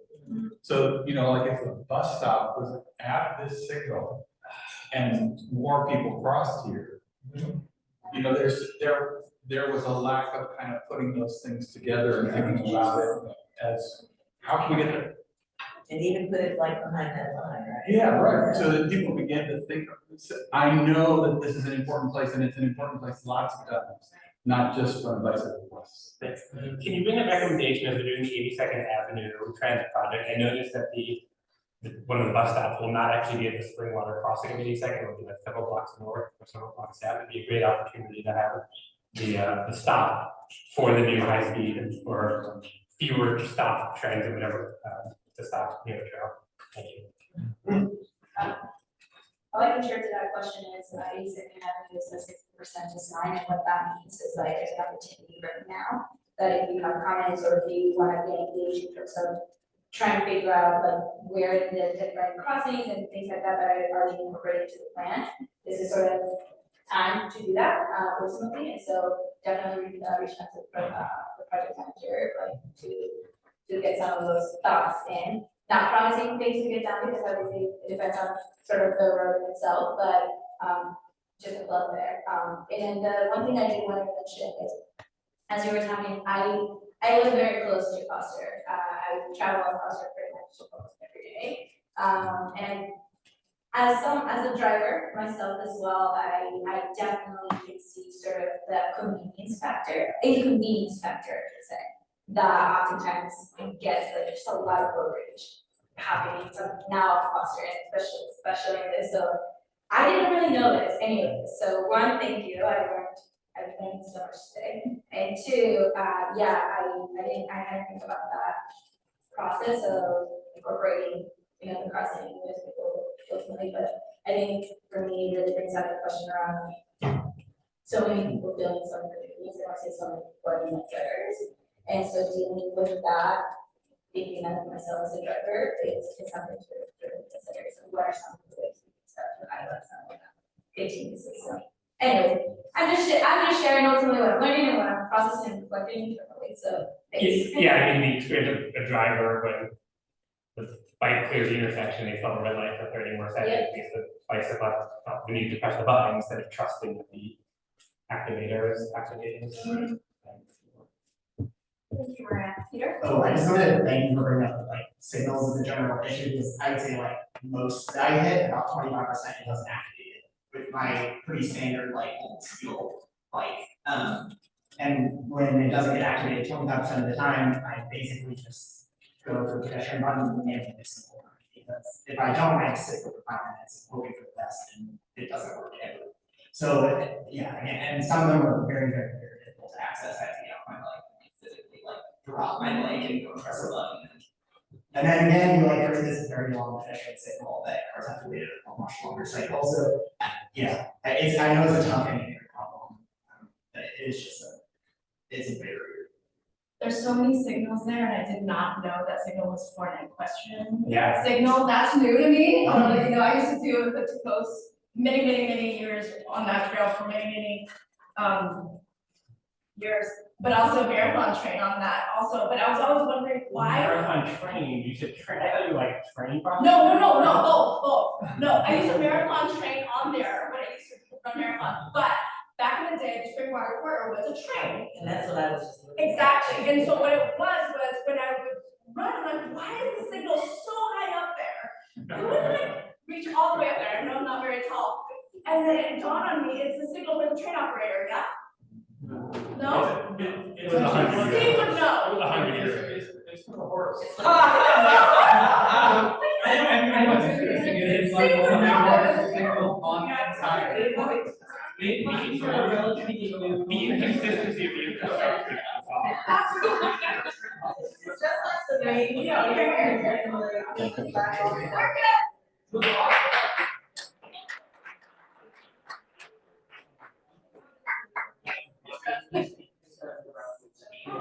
Okay, one more, and then we'll break. Yeah. How do we do it? Yes, just press. Oh wait. Oh, press this button. Can I move this over? Okay. All right, I'm gonna try and go pretty quickly, not doing as fast as you, my friend, but I want to talk to you about Southeast 26 and Powell Boulevard, a high crash corridor. It's been very much in the news and not for good reasons. Most recently, the sort of most horrible, although they're all horrible, we had a biker who lost his leg, and then Sarah Kleiner was killed last October at this very intersection. So we're looking at Southeast 26. And I got out and I measured the roadway, and just to kind of get a baseline, we were dealing with 3 lanes of traffic and two bike lanes. And these 2 white stripes account for 20 extra inches, which is kind of why my approach today is that, in my opinion, there's too much here. There's not, the facility just is too narrow. So for NACO, they suggest that a biker should have 60 inches, depending on what dimension you look at. I just do want to point out this picture in Google Images. You can very much see this truck is in the bike lane. When I was out there observing, that happens all the time. So we're anywhere from 5 inches to 25 inches too narrow. Mid-sized cars, according to NACO, we're right on the money there, so that's good. But we all know that there are a lot of vehicles on the road that are bigger than your average mid-sized car. Box trucks, for example, we're 24 inches too narrow. And this is I think Route 10. It's a bus lane or bus route. We're 30 inches. So I staged a scenario. I had a friend of mine help me out, and I know this probably doesn't happen all that often. Correct. I do want to point out these 2 semis are electric vehicles. It became quickly apparent that in order for these vehicles to not hit each other, what are they going to do? They're going to avoid each other, right? So it was very difficult to not hit mirrors. But what ends up happening is you end up having these larger vehicles, could be a bus, could be a box truck, it could be a mid-sized car, that very much get in the way of a bike lane. So now we're left with 26 inches left between the tires, and which is just clearly, I think we can all admit, is not enough room. This is, I know, a very complex problem. I know it's very much on PBOT's radar, and I'm not a traffic engineer, but my what's that? My solution, and I want to ground us in the prioritization of what we're dealing with here, is that it clearly states that saving the lives of our most vulnerable road users, people walking and biking, is our top priority. It aligns most clearly with our goals of the comp plan, and is the least expensive of considering all the competing needs for the public right of way. So that's just sort of like how I approach this problem. And I believe that's how PBOT very much approaches problems. Oh, sorry. So my proposal is that we reconfigure the lanes. And I got out there and I kind of remeasured things, and I'll just be summarized because we only have 3 minutes here. I think that we should remove the turn lanes. There should be just no turn lanes. So that you're left with 2 auto lanes, 1 north, 1 south. You have separated and now protected bike lanes. I was able to carve out an extra 19 inches of space where you can actually put bolsters, you can put a piece of concrete, whatever the powers that be decide. Obviously, you have the 2 crosswalks, so that leaves all modes of transportation prioritized, separated, and protected. Now, this is where it gets a little more challenging and a little bit above my pay grade, is that we should reconfigure the traffic signals so that traffic can still make turn off 26 on Powell Boulevard. So, split phasing signals. So you have northbound autos and east side bikes and pedestrians get exclusive use of the intersection, which is this is the downside, is that the west side pedestrian crosswalk is held up, and I realize that that's a problem, especially as Cleveland High School is coming and going. And that alternates with southbound autos and west side bikes and pedestrians. And that would mean that the east side pedestrian crosswalk, that's supposed to be held, sorry, just realized I made a mistake. That would need to be held up. Otherwise, we're just gonna continue to end up with these problems. And we're gonna end up, I believe, that more people are gonna end up fatalities or injured, just horrible. And then I got into, some suggestions about how to do the signaling, but it was a little bit above my pay grade, and we don't have the time to go into it. That looks like traffic engineering. So that's my presentation.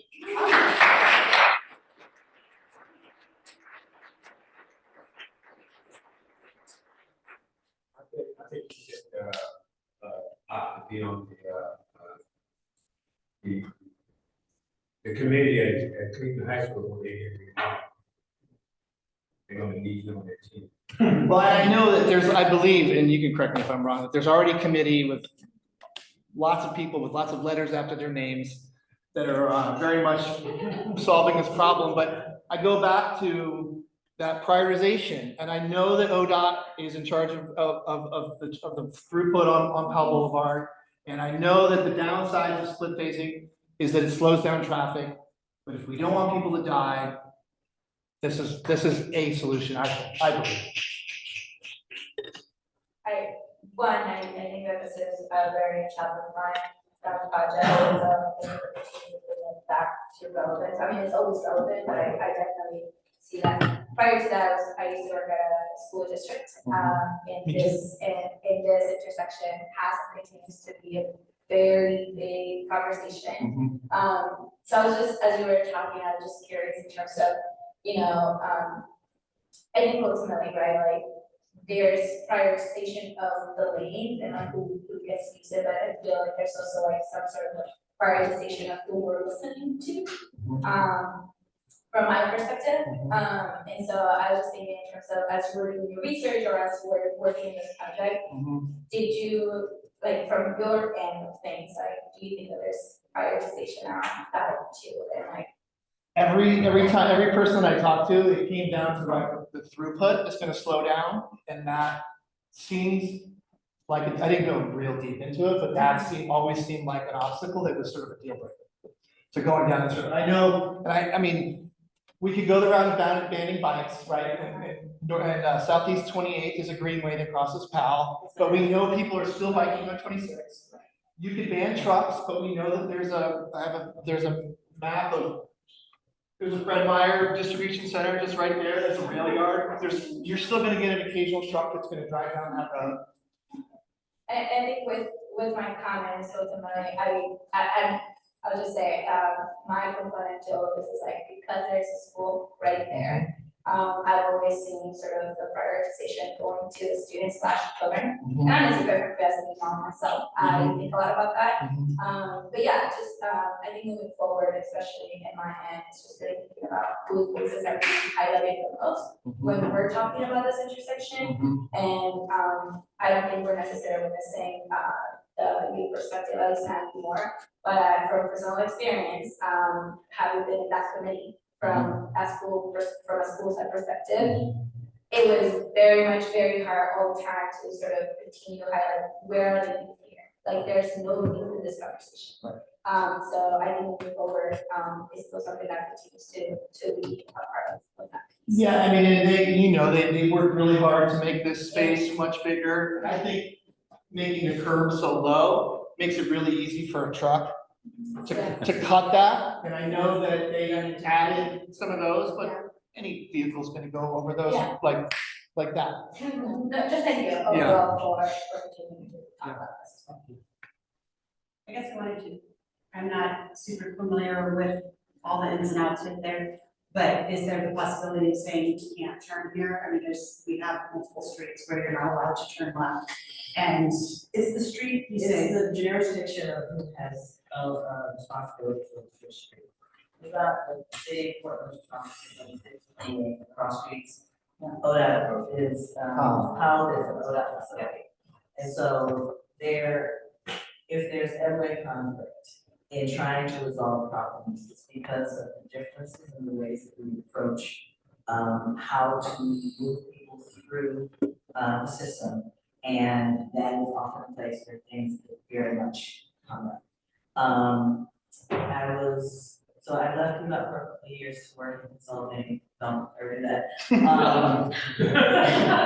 Sorry, Thuy. For somebody else.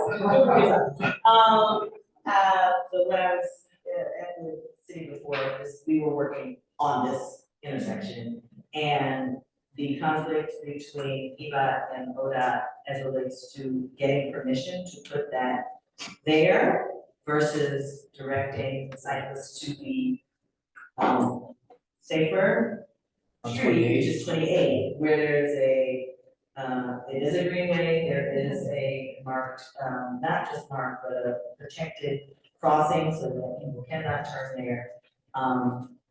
Those who use the system had concerns, and so we did a lot of evaluation.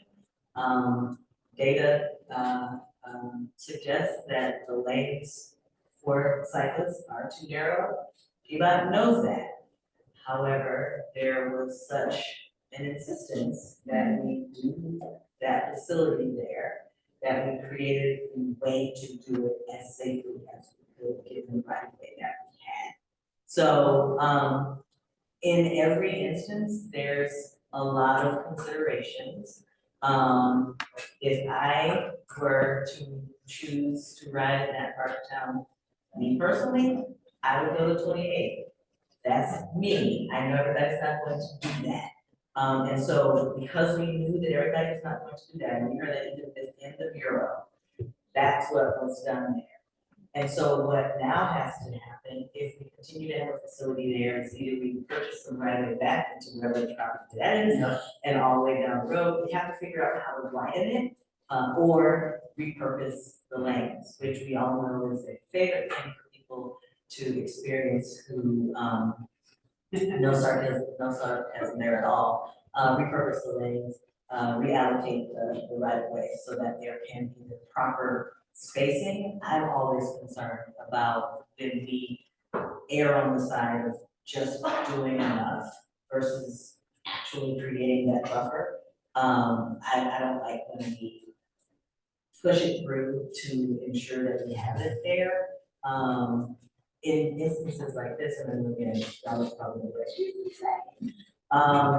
There are some instances where merge with traffic here, and making sure that people are aware that actually can work. I'm not saying that's what we should do as a rule, but in certain spaces, if we know that the behavior is going to be such that people are going to use that anyway, as knowledge, how do we create a different interaction with the space? And so that's what we are depending on folks like you to help us to understand its uses. You talked about the curb being flat, that was intentional because there are trucks that use that to get to places that you mentioned. And so, but it's very, very hard in constrained spaces and with the limited control that we have, or the city at that intersection and at every crossing across. I know that on 21st, they did split phasing, but they got rid of the westbound, the west side crosswalk. So they only have to deal with one. Yeah. And so that makes it so much easier. It doesn't slow it down nearly as much as when you're having to deal with. Yes, there's a lot of negotiation around how can we meet the goals, which actually are shared. People are like, oh, that doesn't care. All they care about is, but they actually do. It's just they express it differently. We have some opportunities, but it does require compromise on both sides. There was a project, Columbia and MLK, that took our project manager 10 years to complete, and it was just it was just the intersection, it took 10 years, and it's because MLK belonged to one jurisdiction and Columbia belonged to the other, and we just couldn't get it together, and we ended up buying hotels and McDonald's and everything else, and it still does not necessarily operate the same as we would like, but that's the challenge, that is a persistent challenge. Go outside. Sorry. Oh, no, this is awesome, but, let's break for 5 minutes. I think we all need a break. Yes, oh, yeah, of course. Yeah, you guys are all keeping track, so let's All right. come back at 8:35,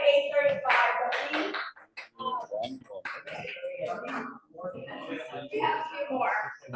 So we got Pager on at 8:35. Hey.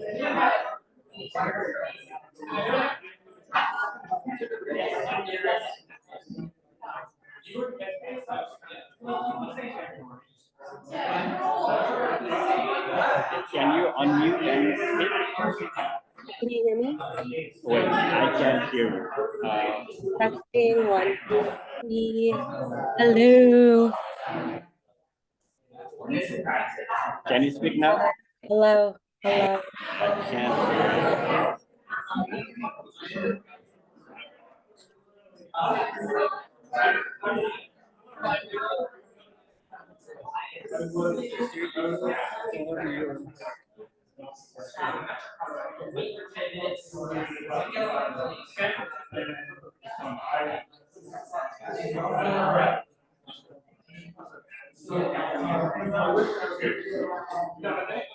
Hello.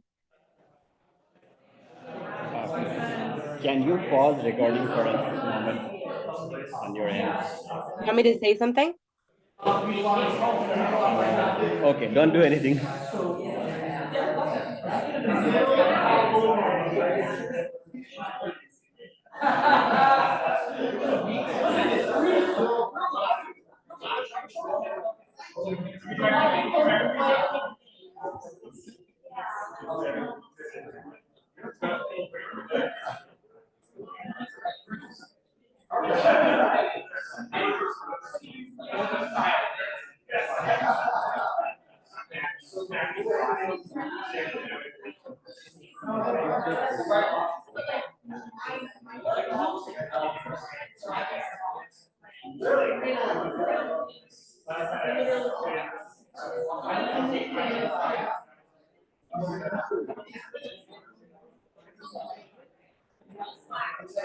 Can you speak now?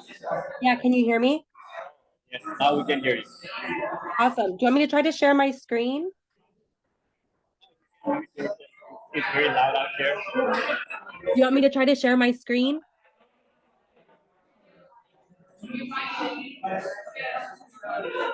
Yeah, we can see the presentation. I think it is showing nice. You can ask me to proceed with the presentation so that people can see. Okay, are you going to do the slides or am I going to do the slides?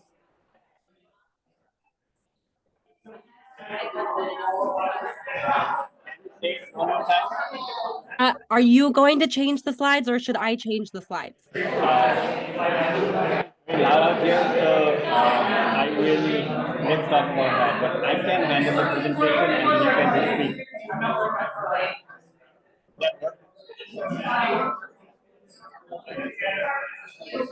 Yeah. And then I'll show your face to the people. So whenever you need to change the slide, I can do that for you. Okay. Alright. So shall I turn you to the class?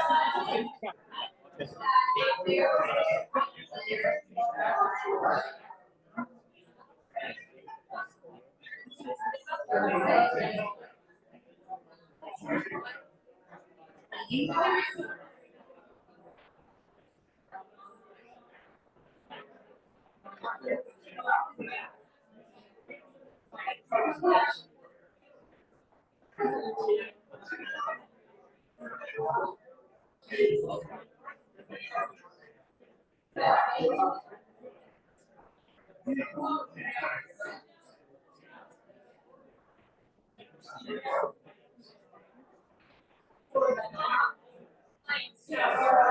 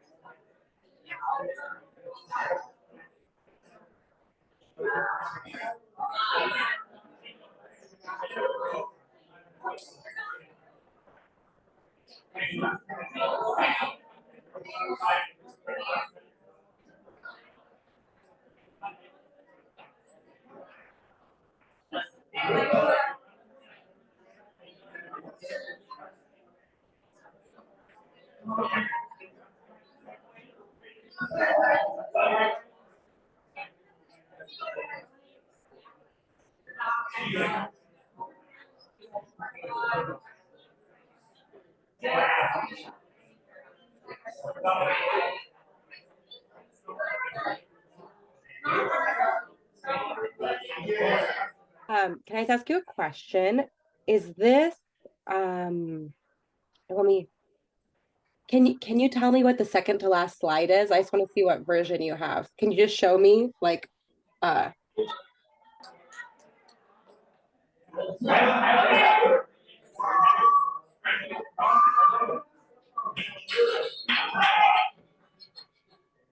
my God, I don't have a voice loud enough.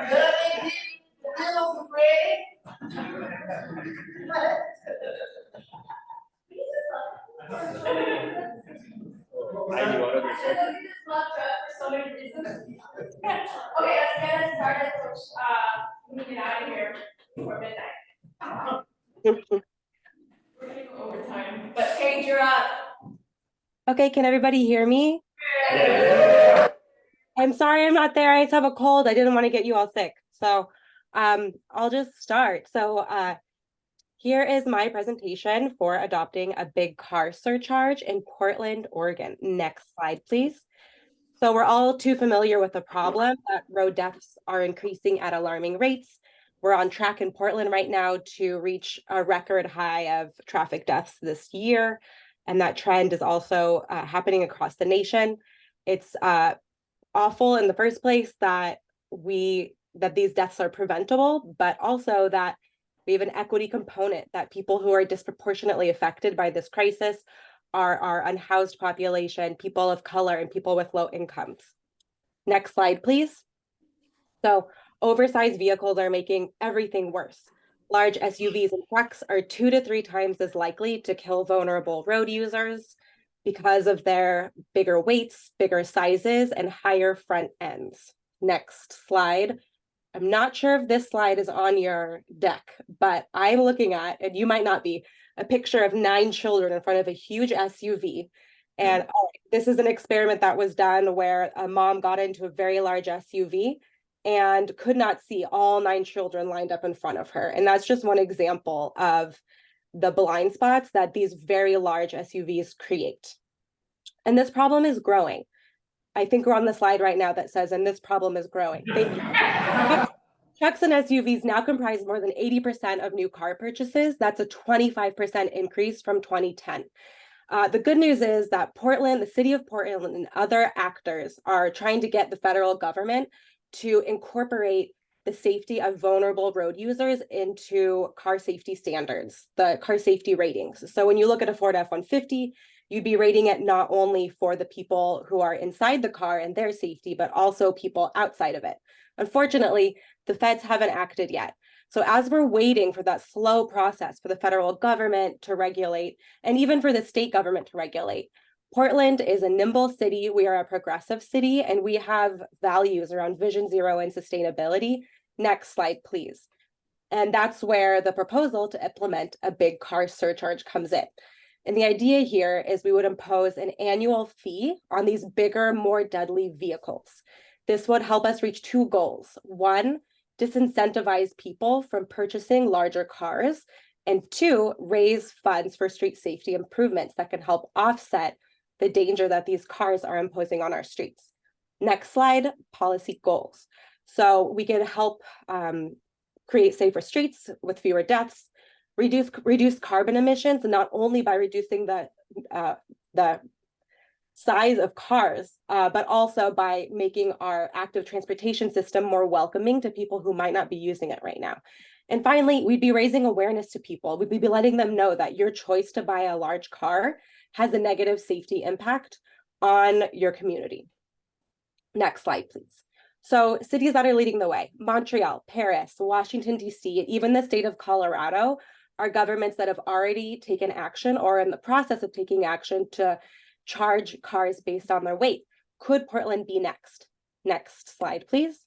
Here's my tiered fee structure that I propose, loosely based off of Washington, D.C.'s, where the smallest cars would not pay any fee at all, and the largest cars, all the way up to that Ford F-350, would pay $300 a year. Next slide, please.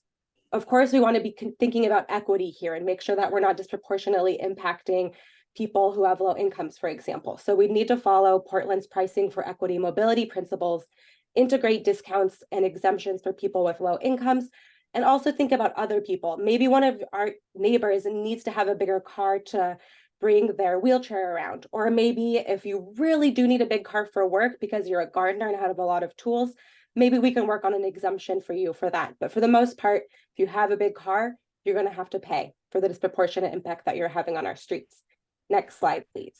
So my proposal here would be to first pilot the big car surcharge in the Northwest District, which already has the administrative capabilities and staff to try something like this out. We would then want to measure our success, see if we've reached our goals, see if it's working, and then consider expanding citywide. And as we expand citywide, I would really want us to make sure that we're not only charging people who park on the street, but also people who can afford to have houses and garages and driveways to park their cars too. We really want to be addressing the gravity of the problem, which means charging car owners in Portland. Next slide. So I've done some revenue projections based off of census data, baking in those discounts and exemptions, looking at car ownership rates by households in the city. And approximately for the Northwest District pilot, we could generate about $200,000 a year in revenue for safe streets. And if we did adopt this fully citywide, we could generate about $16 million a year for safe streets. Next slide, please. And just in wrapping up, I know that we're kind of living in a grim reality here in some ways. Traffic deaths are at an all-time high. Temperatures are rising from climate change, and the federal government is slow to act on really important issues like this that are in many ways life or death for some of our community members. And meanwhile, we're having big challenges with transportation funding, and a proposal like this would address all of those challenges and could be also implemented in the near term. So thank you. I've also shared some more details with the parking district stakeholders at PBOT, and welcome any questions.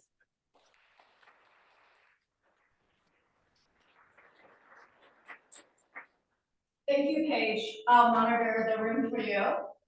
Yes? Would you also propose expanding this to like the greater metro area, like Beaverton, Hillsborough, Gresham, if it starts working in the city, like starting Northwest, then Portland, then like larger, so that people will live in the suburbs and then come down to the city? I think that's a great question. The way that I kind of look at this, I have lived in San Francisco in the past, and their plastic bag ban. The city implemented it just at the city level because there wasn't really political will to do it at a larger level, and now it's statewide. So I would hope that after Portland does it, that could create some momentum for it to be expanded in other areas. Paige, this is Maria. Have you, when you were looking at this, did you, well, let me step back actually. So currently we do have the heavyweight mile tax on trucks, right? And then what you're sort of incorporating is a little bit of that, to my understanding. And then it still misses sort of those like medium-sized cars, like the UPS or like the Amazon, I know. But like in your in your sort of conversation too, similar to that question, would you consider them, expanding to those, vehicles also that are not included in this? Absolutely. Yeah, what I was really trying to do is get a policy out the door that could be implemented literally next year as a pilot, because we have that administrative infrastructure to like prove the concept. And then let's like go run with it. And definitely, you bring up those very big vehicles, and those have even like, when you look at they're just so much bigger, and you know, their blind spots are bigger, and they're always double parking. Like, they should be paying for how big those vehicles are and the impacts they're having on our streets, especially when it comes to safety. And I know for that HBUT tax, we have pretty good support from the truck system, but do you encounter in the rest of the research any political, like current political will, or I guess opposition? Yeah, that's a great question. I think that with any charge, like congestion pricing also, I used to work on that in my past life. People who are going to be charged might not like it. But I think first and foremost, we need to remember that we're in a pedestrian and bicyclist safety crisis right now, and the status quo is killing people. So a way to approach public outreach and to gather political will could be to prioritize the people that are disproportionately affected by the current system, would be the people who we mentioned earlier, who are bearing the brunt of the pedestrian crisis. People of color, people with low incomes, people who live on Vision Zero corridors. Talk to them about this topic first, see what they think, and make sure that their voices, who haven't historically been elevated, are elevated when you're having conversations with elected officials, because you know that the people who have had their soapboxes for a very long time will be heard the most, unless we can make sure that other voices are heard as well. Thank you. Thank you, Paige. Thank you, Maria. Anyone else? I have a question about, I know that vehicles are getting. I know the vehicles, yes, are getting bigger, and this is a question that I've asked even the Vision Zero team at PBOT. That is a fact. Are we seeing a direct correlation between the size of vehicles and the, not just accidents, I think it's more the severity of the accident, not just the accident. I'm asking about it because I'm thinking of states and cities that just have big vehicles. I used to live in all of the cars were big, and I was actually, while you were speaking, checking the data to see if there were more crashes there where everybody's driving a big truck, and there weren't. And there weren't necessarily more deaths. And so I'm trying to see how we're using the data that we have around the size of trucks and the impacts to pets and folks who are cycling, to make sure that when we make that point, people aren't able to say, yeah, that's happening, but not really. What data are you able to help me to? Yeah, I do have some of that research around that. People are 2 to 3 times as likely to die. So large SUVs and trucks are 2 to 3 times as likely to kill vulnerable road users. So that information I can forward on to you, but I think it's something that we really need to get those talking points down. That is really important, you know, yeah. We have to defend against anything that would keep people safer. But you know, if we're talking about political will, how can we make it really real for people? And that type of data is what pulls not just at the heartstrings, but at the heartstrings of those who have the ability to pull the lever to say yes or no on certain things. So that, you to forward that to. I will. Yeah, there's a really great write-up about that. So I'll send it over. Thank you. Thank you, Director. Thank you.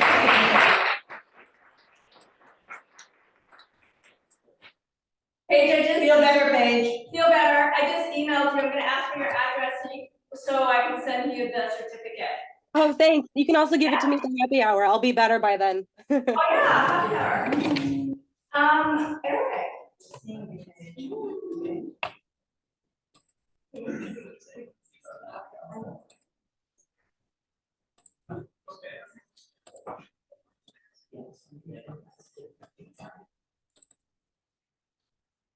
Hello, everybody. Thank you. I want to thank Richard and Peter especially because I feel like our projects sort of overlap because we're now pedestrian safety.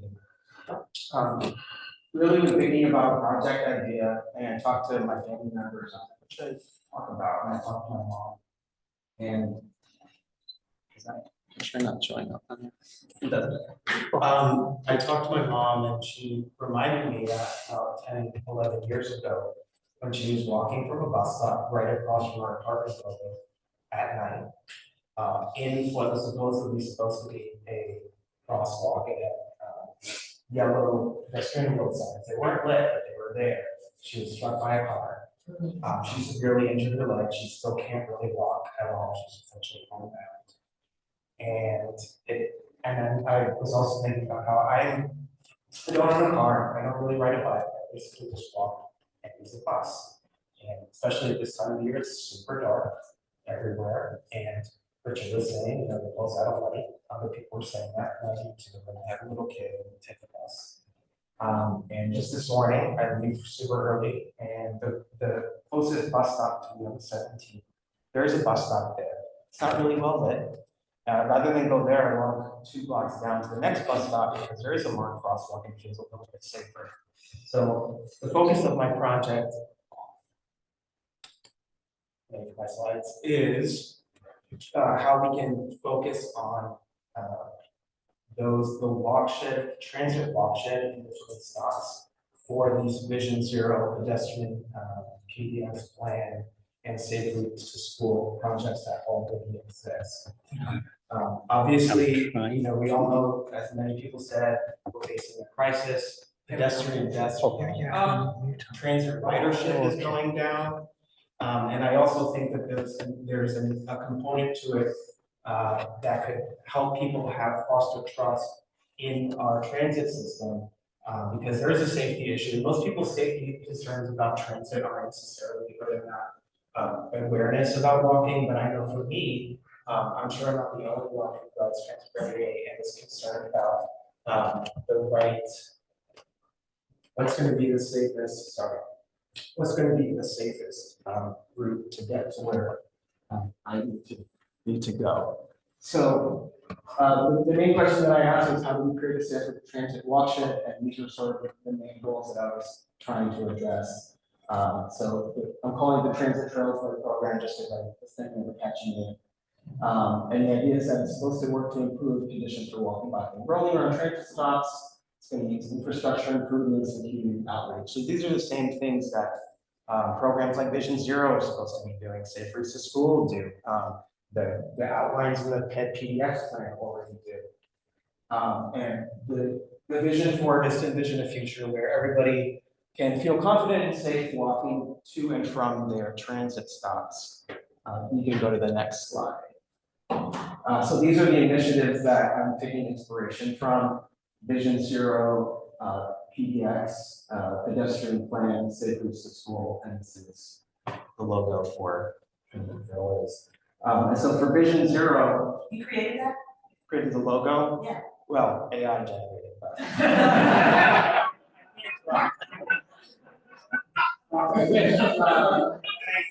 Anyway, so these only things these are correlated on is just to show that this is the TriMet bus system. This is the high crash corridors. A lot of the lines that you see, obviously, you know, high crash corridors are heavily used streets. TriMet bus system, a lot of the routes are there. I'm not sophisticated enough to superimpose all of the crash data with all of the transit stops. And I couldn't find any data in Vision Zero when I was looking to say, okay, well, all the people that were hit and you know, whether they were killed or severely injured, were they on their way to transit stops? Were they going to transit stops? Because most people, if they're going to a bus, they have to walk from one place to get there. So they're pedestrians at some point in their journey to using the bus system. You can turn to the next slide, please. So this is from the PDX plan documents. And they did a big survey, they did a lot of outreach to the community, answered a number of questions, and one of the top concerns for primary locations for walking improvements, more streets connecting people to transit and bus stops. So this is something that is already being considered, but I'm not seeing it as a main focus. And so this is sort of a micro initiative to refocus specifically on these areas. Can you go to the next slide? Okay, this is also from the Safe Routes to School. When asked, families want safer crossings and sidewalks. Across Portland, the top concern was unsafe crossings and sidewalks. Students and families were consistently said they prefer not to walk more than 1 or 2 blocks out of their way to use a better crossing. I take the bus in the morning. I see high school kids getting on the bus. I mean, students take the bus as well, and part of their route is going to involve walking to and from the bus stop. Next slide. So I think this is sort of, everyone here already kind of knows these things, but the crash data suggests behavior is impairment in speed, vehicle types, large vehicles. Pages is talking about that. Infrastructure, lighting, quiet streets. That's the focus that I'm concerned with. I think it's something that we can do at crosswalks themselves. The next slide, please. And then just basic safety improvements, again, that I think most people who work in traffic are aware of. So they're not reinventing the wheel, that people already know. It's just a question of implementing that. Some well-designed crosswalks. Day level, that was something that Peter mentioned. Another thing is like the idea of bus stops as a beacon. So having the bus stops be really well lit, having better signage, including wayfinding, multilingual wayfinding, and even taking it as an opportunity to display public art so that it's a place where it's not just this stick on the side of the road, but it's an actual location that people want to be at and feel comfortable waiting for the bus. And also drivers and people will see that is a bus stop. There are going to be people, over there. And then 3 is just sort of this like concept of adopt a stop. So engaging riders in the community to take ownership of their transit walk share. I don't really know exactly what that would look like. That's something where we want to do outreach to the community and see what people have. But one idea would be possibly to, come together and try to create some public art that's either done in collaboration with local schools, local equity organizations, etc. It's an opportunity for them to be involved and take ownership and say, this is our stop. We put our sweat into this. The next one, please. How is this stuff paid for? I don't really know if this is viable, but I know that fixing our streets, gas tax was approved. I don't know if maybe it'll be approved again in 2024, but using the funds from fixing our streets to improve pathways to transit stops across Portland. I think that's it. That's just a recap. And then there's not a slide specifically for this, but the equity focus around it is the idea that a lot of transit riders are people who predominantly rely on transit, tend to be from historically marginalized and underserved communities. And using the same kind of vision, zero, sort of overlay and equity matrix, and I think they also use something like that for GDX. Those would be the focus areas that people would begin. So areas where transit is heavily used, people are heavily reliant on transit. Obviously places where there are bus stops where there's no sidewalk.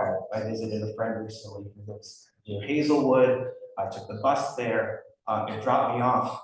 There was no sidewalk, there was no light, there wasn't even a crosswalk. I had to walk 3 blocks away to cross the street, and even then it wasn't a real crosswalk, it was just a legal crosswalk.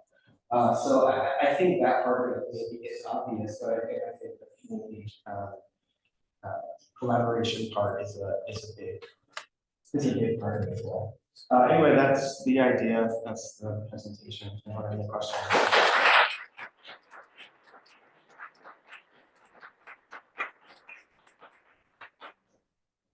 I think one of the great things that your project is getting at is with communities taking ownership of their transit stops is a emerging thing called tactical urbanism, and people, not really waiting around for the slow workings of government to implement changes, really going out there and from a expert, informed community perspective, putting in the changes that they need, and so I think that that's something that we need more of. And it reminds me, like, on, Olison Road in Southwest, where the riding the 45, there are a bunch of transit stops out there where members of the community have built little wooden shelters, they put plastic chairs, out for people to sit and wait at the bus stops, and so in these areas where people don't necessarily have amenities put in by TriMet, they're going out there and they're making their own, and it feels a lot more connected to the community because it was built by people who actually live along that transit. I never ride out there, but that's really cool. This term at PSU, I actually took another class where I did a survey for, I don't know, 91 responses on what people think about bus stops in Portland. And the top 5 things that people asked for were cover from weather, seating, real-time arrival, and then lighting and safety, all of that. So it's like, it's just time and time again, people are asking for amenities that they're not getting. Yeah. They just want somewhere where they can wait and where it's safe. To get to where they want to go. So I really resonate with this project. Yeah, I mean, I thought it was really cool how you showed, Novo is an island, like turns users for walkers, and also like things like QB time are maxed out better, like infrastructure, because we have a lot of last mile problems. They have to be really powerful. Like I literally took a flight down from the red line max stop to get from your airport district, because there's no way for me to access max stop. Right. Or I live in southeast. Easily, especially at night when buses run at low frequencies, so. Yeah, I think this should also be a way to kind of connect that mobility network as well. Another quick one, I live off of East Burnside, and I do not walk to the bus stop closest to me, because there's no island crossing Burnside, I walk too far away. Yeah, right, and I think a lot of people do, do things like that, And a quick third, sorry. Yeah. I think one of the best parts of the X2 project is underrated, is just the safety time, like talking about that. It like feels very comfortable to be there. I want to get to a one time at some point. I think it's huge. I know. Any other? I just want to thank you for the presentation. I do want to encourage us to encourage TriMet to take on the responsibility of doing a lot of this. Yes, as well. this isn't a call out on PBOT. No. I wasn't suggesting that it was, I just think that it's important for us to, a lot of times people don't realize that we're separate. Yes. And it's an opportunity for them to hear a different voice around what infrastructure they want to see. And then it creates the opportunity for us to then say, as we're doing this project on XYZ Street, we want to create a safer trail and a safer crossing. And I do wish there was more collaboration. Yeah. So we have some opportunities here, but this is really great. I love it. And I love you.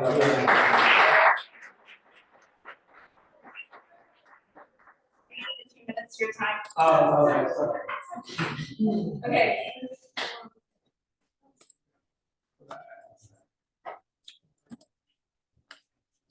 Hey, I'm Zach. I'm a board member for my neighborhood association in Cully, so I brought something from our neighborhood association for our members, like a traffic calming proposal on Northeast Prescott. Next slide, please.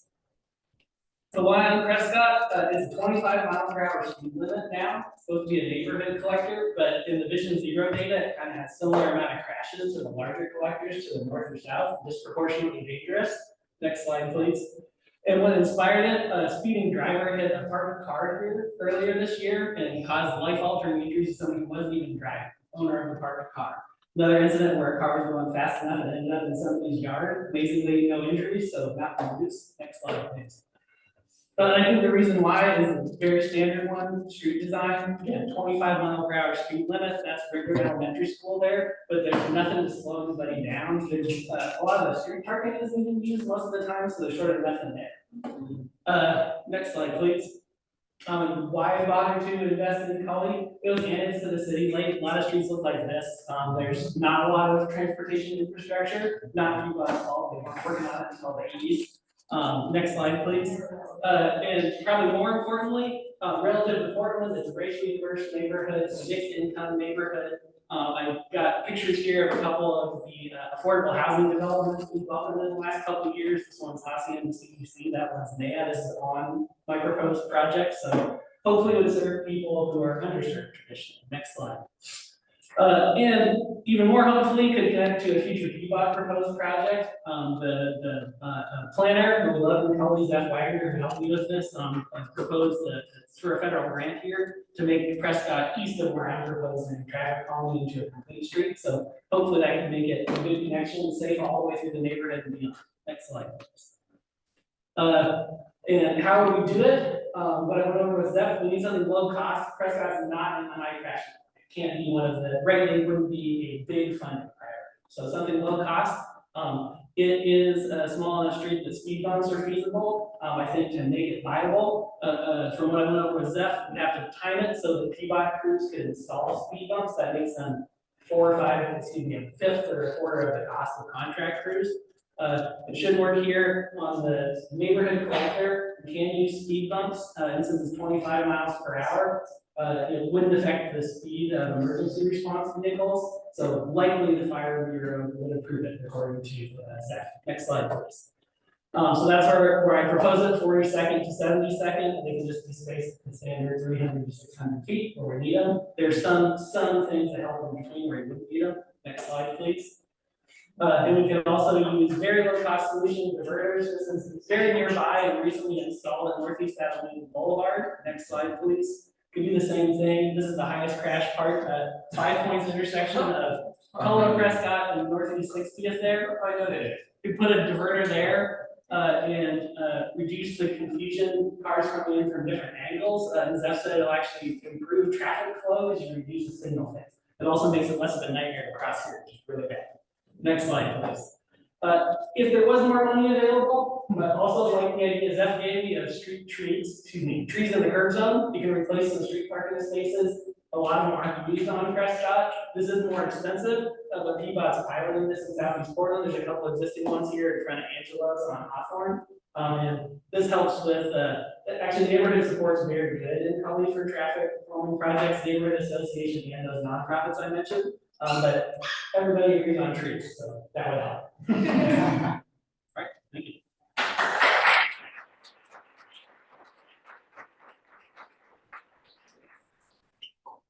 Comments, questions?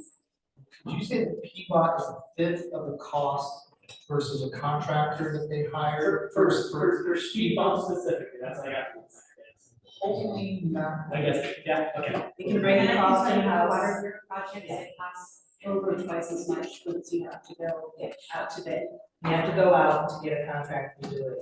Problem is, we have an internal list of projects that PBOT is working on. We want to move things quickly. We have to engage contractors to get the work done. So Price goes when up. the price goes up, not because we're in a hurry, but because the cost of doing business is requires that.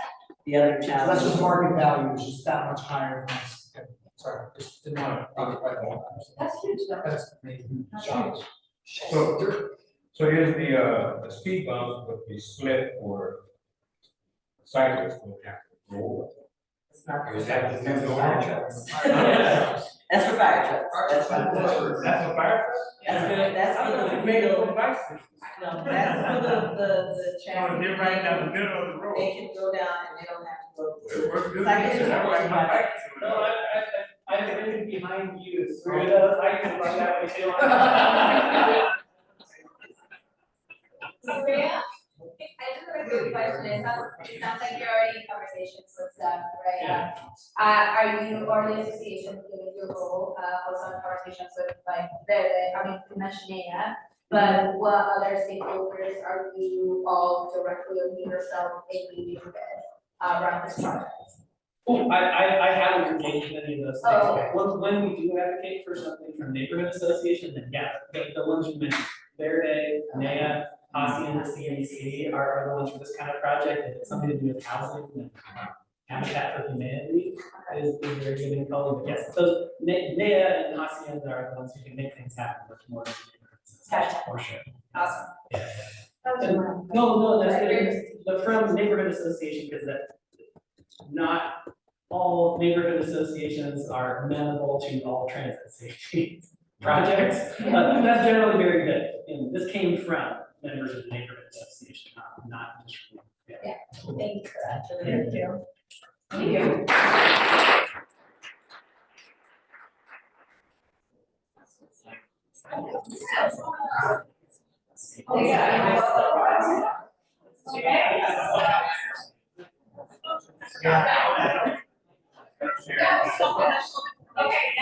Yeah.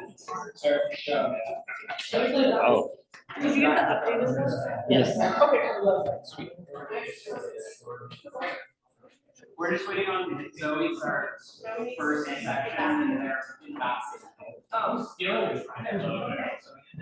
It, what? No. Is.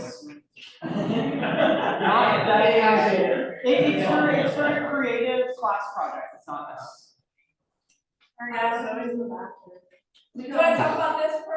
So that is supplemental information. I encourage you guys to, kind of reflect on the previous presentations using this ethical framework. I use it in my public health classes and transportation traffic affect public health, so using a public health ethical framework, I think is beneficial. So I just printed that because it's kind of big and has a lot of text, so I wanted everyone to be able to see it better. So, thank you. Okay. Did you introduce it? Okay, welcome to Redesigning Sandy. I'm Zoe Kramer. I'm Heather Rasmussen. I'm Sasha Bergman. Next slide, please. This is our problem statement. So I just want to start off with PBOT's high crash network.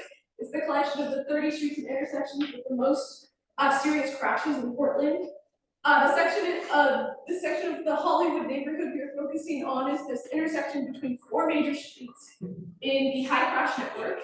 They're listed here. We've got Broadway, we've got Sandy, we've got Cesar Chavez, and Sandy. This area is the heart of Hollywood, in an area that is well served by public transportation. Road infrastructure of this current area does not provide adequate pedestrian protection. Next slide, please. This is our current streetscape. Sasha here created a wonderful streetscape view of what Sandy currently looks like. There are currently 2 travel lanes in either direction with 10-foot parking lanes interspersed. There are also about 10 to 15-foot wide sidewalks with trees and street lamps along the roadscape. Next slide, please. Currently, the area is zoned for multi-use buildings, and there's a major transit center, multiple grocery stores, the Hollywood Farmers Market, bars, coffee shops, restaurants, like anything you can name of commercial that people like to go to is here in Sandy. Hollywood isn't just an area that people travel through. People live and shop and entertain themselves here. But this is what our streetscape looks like. The streets are dark at night. Pedestrians are forced to cross a 50-foot wide road with no protection, and bike lanes are unprotected. I mean, technically, there aren't actually any bike lanes on Sandy. You've got a very sad-looking shoulder and street parking. And this leads me on to my next slide about bike routes. This is an image from PBOT's Portland Vibe bicycle map. You'll notice there's a considerable lack of bike infrastructure in this area right here. This area right over here is like specifically what we're looking at. So bikers are not even recommended to bike through Sandy by PBOT. Cyclists are forced onto alternative routes which are longer, or you just have to ride through Sandy and hope you don't get hit. I'll let Sasha talk about the. Yeah, we'll move on to the next slide. So now that we've seen the issues with Sandy, let's talk about some potential solutions. So this is a cross-section of what we're hoping Sandy could potentially become. You can see that we've taken it down from 2 automotive lanes in either direction to just 1 drive lane in either direction. And with the extra space, we have added in bus priority lanes, protected bike lanes, as well as sidewalks with trees and lighting interspersed, as well as transit facilities interspersed, which I'll touch on in a little bit. Next slide, please. So some of our proposed infrastructure improvements for bike and pedestrians. I mean, first, we've got bike boxes. These are really good. They allow cyclists to queue first at intersections and cross through the intersection before other automobiles or buses have an opportunity to overtake them. They increase visibility, they increase safety. Overall, very easy to implement. You're just putting paint down on the ground. Then we've got flashing beacons at pedestrian intersections. These increase visibility. They're very important at mid-block crossings because there might not otherwise be any indication to drivers that there is an area where they should be yielding to a pedestrian who needs to cross the roadway. So they're very important, especially at those mid-block crossings. And then in areas where they could be implemented, we have pedestrian crossing islands. These allow pedestrians to cross the flow of traffic in one direction at a time. So you're not having to wait for both directions of the roadway to be clear. You can cross half of the road, check the other direction, continue on, as well as providing better visibility for pedestrians. Next slide, please. And then we also have some proposed transportation improvements. So, I mean, transit priority lanes, like no brainer. We already have the Rose Lane project. The benefits are innumerable. It speeds up transit along the thoroughfare. Sandy currently has TriMet's line 12 run along it, which is one of TriMet's highest ridership and most frequent bus lines. And it also would allow transit vehicles to not have to pull out of the flow of traffic when when a rider is boarding or lighting the vehicle. They would just be able to stop in the right of way. It would mean that they don't have to merge back into traffic or have traffic sitting behind them. And emergency vehicles that are responding to calls could use these transit lanes to bypass traffic. We would also want to implement shared bike and pedestrian facilities at transit stops. This is something that's already in use on the Division Transit project. Like, this graphic is literally taken from TriMet's website.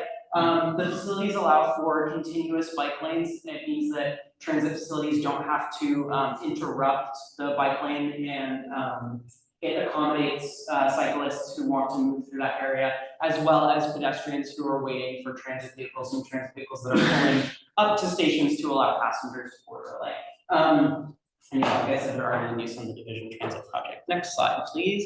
So the impact, I mean, you already touched on this. You took the words out of my mouth. It aligns with the Transit System Plan Policy 9.6, which is really focusing on prioritizing this mode share hierarchy.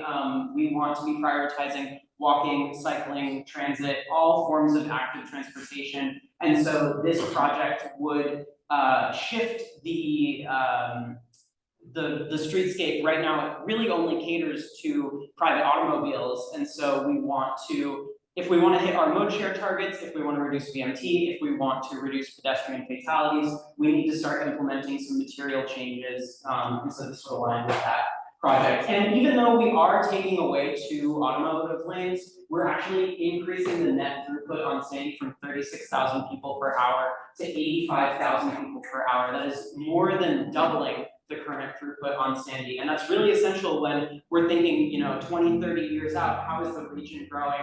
How is the community growing? Because there are currently proposals for new housing in the community at the Hollywood Transit Center. There's a transit-oriented development project that's going to be going in the next couple of years. And so to accommodate those folks who are moving into our community, we need to make sure that we have the throughput to accommodate them, and that we also have a streetscape that caters to their needs. I'll pass it on to Ellie.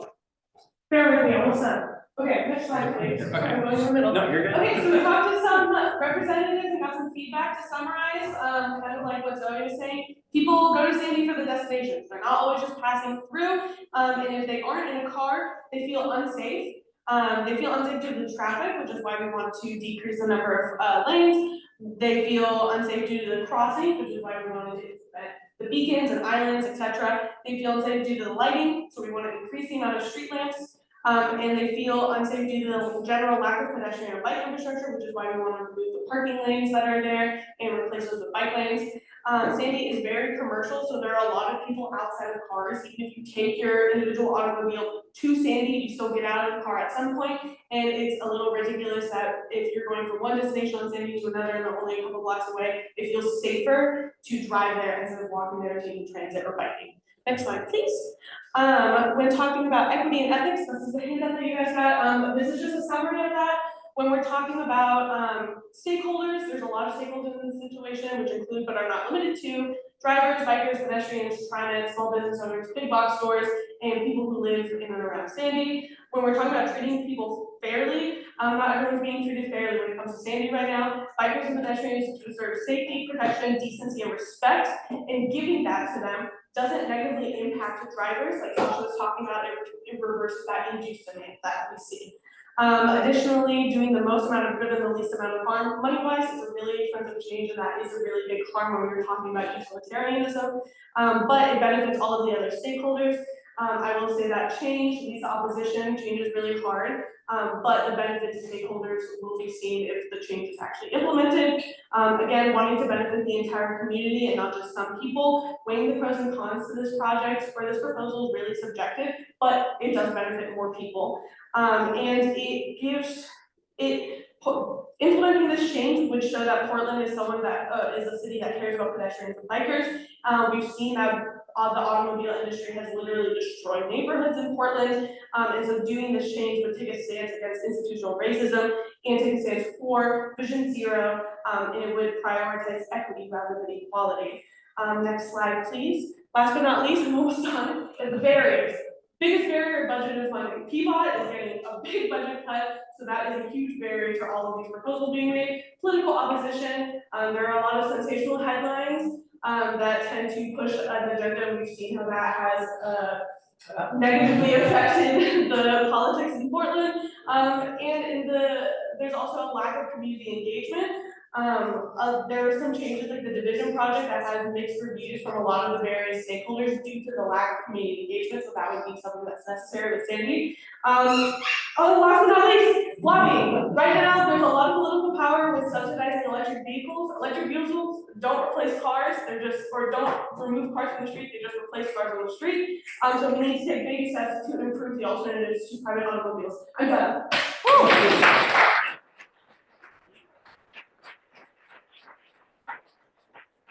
You guys did a wonderful job. Thank you. I'm so proud. I just needed to use this. Questions, comments, concerns? I have a couple questions. Yeah. You, on one of your slides mentioned that you would increase throughput an hour from 36,000, which is 15% of the population, to 85,000 an hour, which is a fifth of the population. So how are we doing that? Are we increasing transit?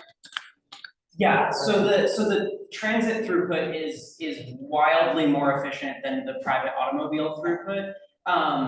And so those numbers are a calculation that the street mix graphics that I produced, it's a calculation that street mix gives me based on the width of the right of way as well as the transit mode that I've selected. So the numbers come with a little asterisk, you know, it's not necessarily entirely representative. Like we would have to go out and do traffic counts and really get a more holistic idea of the throughput increases that are possible. But I mean, you know, by removing those two transit lanes, adding a BRT transit priority lane and running transit frequent enough, the theoretical maximum is, you know, improved up to 85,000 people per hour.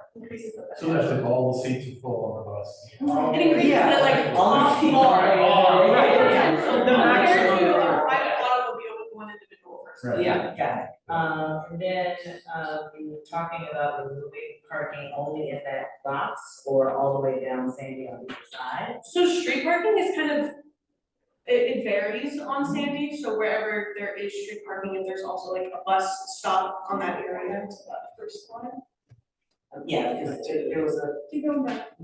yeah, just in that So box. this is the area that we focused on for the most part. Not the entire. All along, Okay. like Sandy through here, street parking is on and off through here. Very dynamic. So, yeah, that's why the streetscape view that we did was sort of like a generalized view of what Sandy would look like and what it could be turned into if we utilize that extra street space to instead of be parking, be a bike lane, the space for seating. Yeah, I was wondering if you meant the full length of Sandy or, because yes, it did. Yeah, we mostly use focus varies, on that. along. It's mainly between, I believe, 37th to 57th is what we were looking at, and we weren't proposing getting rid of any of the surface parking lots or parking garages as well, so that's, you know. We're not, we were. No, we're not. We're not. Yeah, okay. So all of that, so the parking spots that are lost on the street, Yes. there are plenty of other alternatives. Yeah, okay. And then, in order to do this, I hope you plan to come and work with PBOT and deal with all of the opportunities to engage the public on the virtues of this project, because, we spoke to the vision and we actually did engage for many years. And it mattered. Yeah, people use the vision. People feel how they feel about it, and if they're, you know, so we talk about 82nd, and they're like, don't move to 82nd Division, and it's a completely different project and all these things, but it is, so hard to institute that change. And there are a lot of things that will need to happen as a society for us to, not necessarily make it easier, but to create the opportunity for people to be able to even think about doing some of this out of the box work. So, kudos though, thank you for the recommendation. It is on our list of things to think about, I will share that with you. We're going here.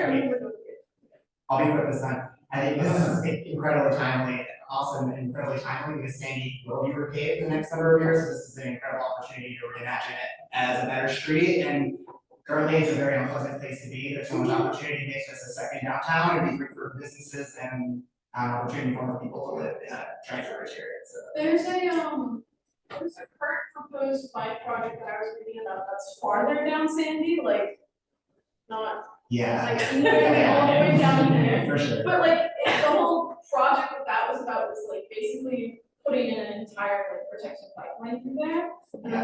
I kind of stole their idea a little bit of being like, oh, let's imagine Sandy is like, instead of people having to traverse around Sandy to get from southeast to northeast, they can just take Sandy on bikes or by bus.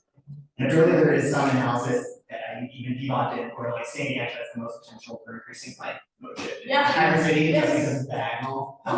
Because you have to get across. Cuts across. Yeah. So that's. And it connects with a lot of other major arterials and thoroughfares. We're so close to time. Okay, next question.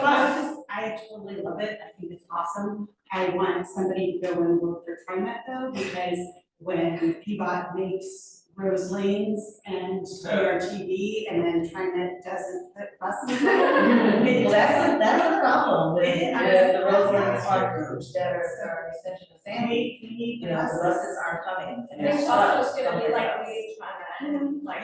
Fingers crossed. I'm gonna be driving the flow. That's what I wanna do when I retire. Are we good? Do you have any more? Just thank you, and thank everyone, for your presentations tonight. Before I. We're not done yet, we have one more. Yeah. So you can't forget about me. Right. Sorry. We have one more. Thanks for staying out with us for so long. Okay, well, I'll say my thanks.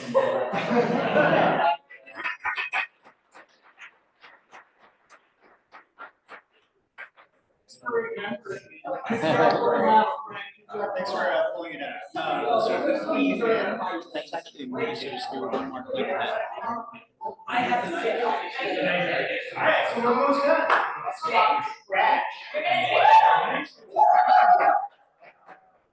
Yeah, so after my is flat coming in from Troutdale, going to the issue, it's kind of like, so trash is like a big thing with me. I didn't change my tire, just like, I'm sure you guys have all been there, middle of the rain. Yeah, it's awesome. So, educational experience for me. Thank you, Aaron, for directing me to Roger. Boy, to open the door on just how hard PBOT works on trying to keep the inner city clean. The leaf system right now, oh my gosh, 52 different districts, they're all being worked on right. Yeah, It's amazing. if you could just tell the property owners not to put the leaves in the bike lane, I that would love would to be tell. awesome. I would also like to tell Parks. That's a great example. Yeah, so it's like, yeah, I love how you got them out of your yard, but Yeah, this is not helping me, because now I have to write in traffic. Next one. Yeah, so back to how good a job PBOT's doing, they actually have a lot of equipment, but as usual, they're not a working group, they're not engineers, they're not urban planners, they're the guys getting the work done out there. The frontline guys, a lot of people don't give a lot of credit, there's a lot of work, they're dealing with huge amounts of, it's over 400 miles of greenways and roads, and all of the other stuff they're dealing with. And we're dealing with arguments that are coming up as well. So a lot of the planning that we're doing on these new bike protected lanes, we never thought in terms of how is a sweeper gonna get in here? Thank you for saying it out loud. Yeah. Yeah, so that was like one of the key things Roger and I talked about, and we bantered about it, Bike Portland brought up a number of articles on it as well. This is one of the smaller ones, I think it does a 7-foot sweep, but we only have one of those, remember, maybe 2. Only have one and it only works 40% of the time. That's because we have stock maintenance. A lot of the issues of getting parts, if it does break, where do we get the parts, how long will it take? Yeah, totally. I'm not exaggerating, it's not. Yeah, so, I'm looking at alternatives to that from the bottom up. So this is where community comes in, we're talking about the chance of doing adopt, like a transit stops and stuff. Same thing goes for trash, leaves, glass, all this other stuff. We have trash cans for every one of those TriMet stops. Division is a great example of that. If we could set up even simple cleaning facilities at major locations for people to actually use, that's like a no-brainer for me. If I'm on my bike and I see a bunch of glass and I'm going by, TriMet stop, I would stop and literally clean it up. It's that simple. And we have a lot of bikers that will do that. Yeah. So next one. Last slide, I'm at 3. Hit it again, right, actually see this one. That's actually a video. So, actually, I think the director reading there. I seen David do that one, the one at the top. Yeah. I don't know where. This is a video, there's 2 people down in California that are creating this pull behind your bike sweeper, which is perfect for protected bike lanes. They're on their 3rd trial run with Bike Lab. So Kyle Johnson does the go by bike. And then David, yeah, so they're doing tool order right now, but they're using that as a pilot to check it out. This thing has so much potential. Yeah. They're on their 3rd pilot, and the sweeper is working really well. Having issues with leaks, I'm obviously. looking for David's name, by the way. Oh, no worries. So basically, it's a sweeper that goes behind your bike, and with the introduction of e-bikes, this is a game changer. So you can hook it up behind your e-bike, and as I'm doing my commute to and from the school, or I can drop it off, pick it up, it can fit in the back of a car trunk. I mean, this thing is mobile. So I'm looking at it from, I'm not in Troutdale, and I have the Marine Drive, 40 Mile Loop. Dude, that's a no-brainer for me. I'm gonna talk to the city about purchasing these and starting our own pilot program. And the same way applies for Gresham as well. Springwater corridors, another great example of that. East County, riding East County, all these top crash areas, a lot of those routes covered in trash, glass, debris. This would help create some more safer environments for that. And that's all I have.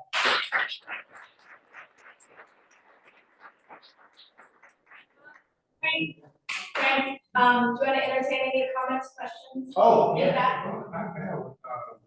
My 2 of my greatest fears is riding my bike on people. Yeah. I don't know what's underneath. That's exactly right. I always fear hitting a flat tire and leave, especially when it rains. It's just like snow and ice. Yeah. You can slip.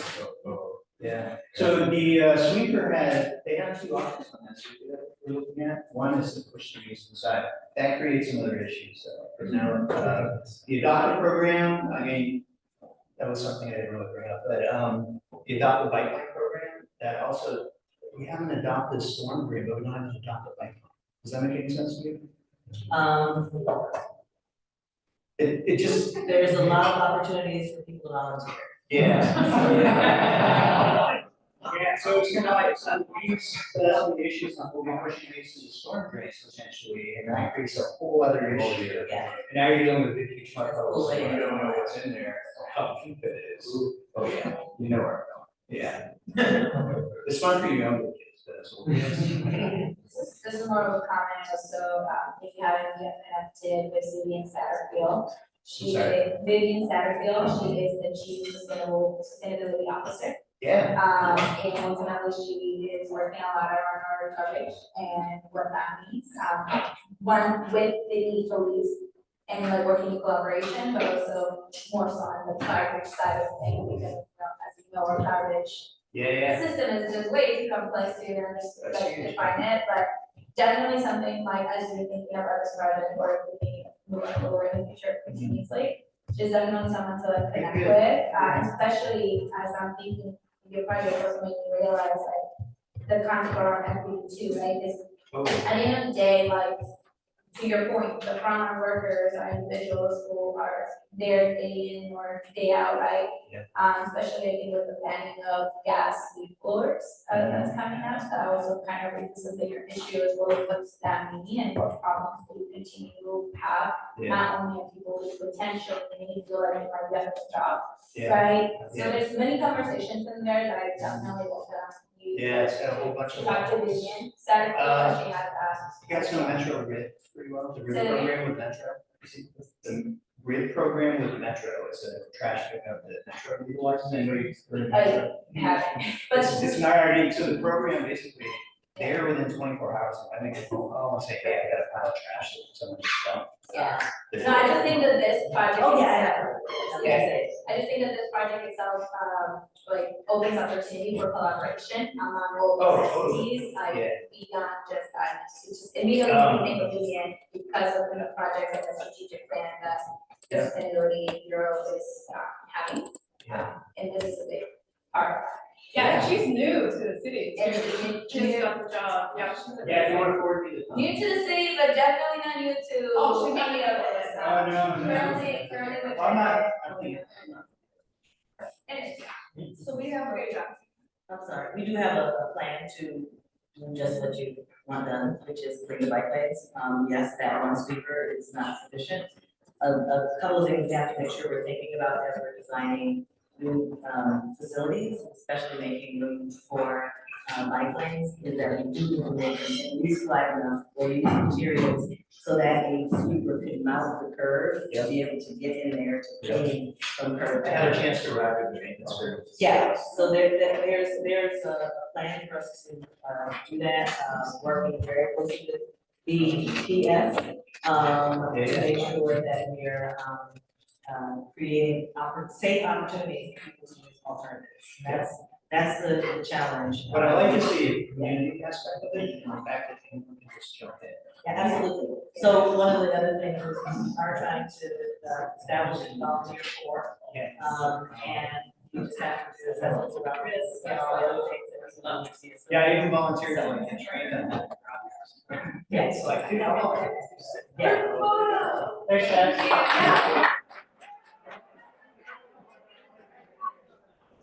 Hang on, everyone, before you rush out the door. I would love to have everyone against the back of the wall. I cannot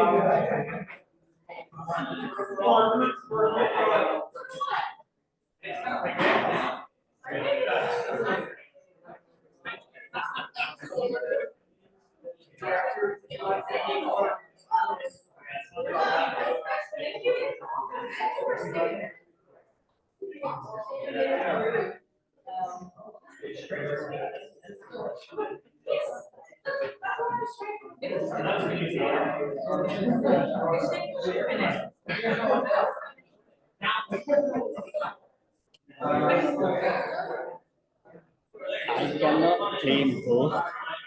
You can probably log out, so it's over. Okay, bye. Yeah.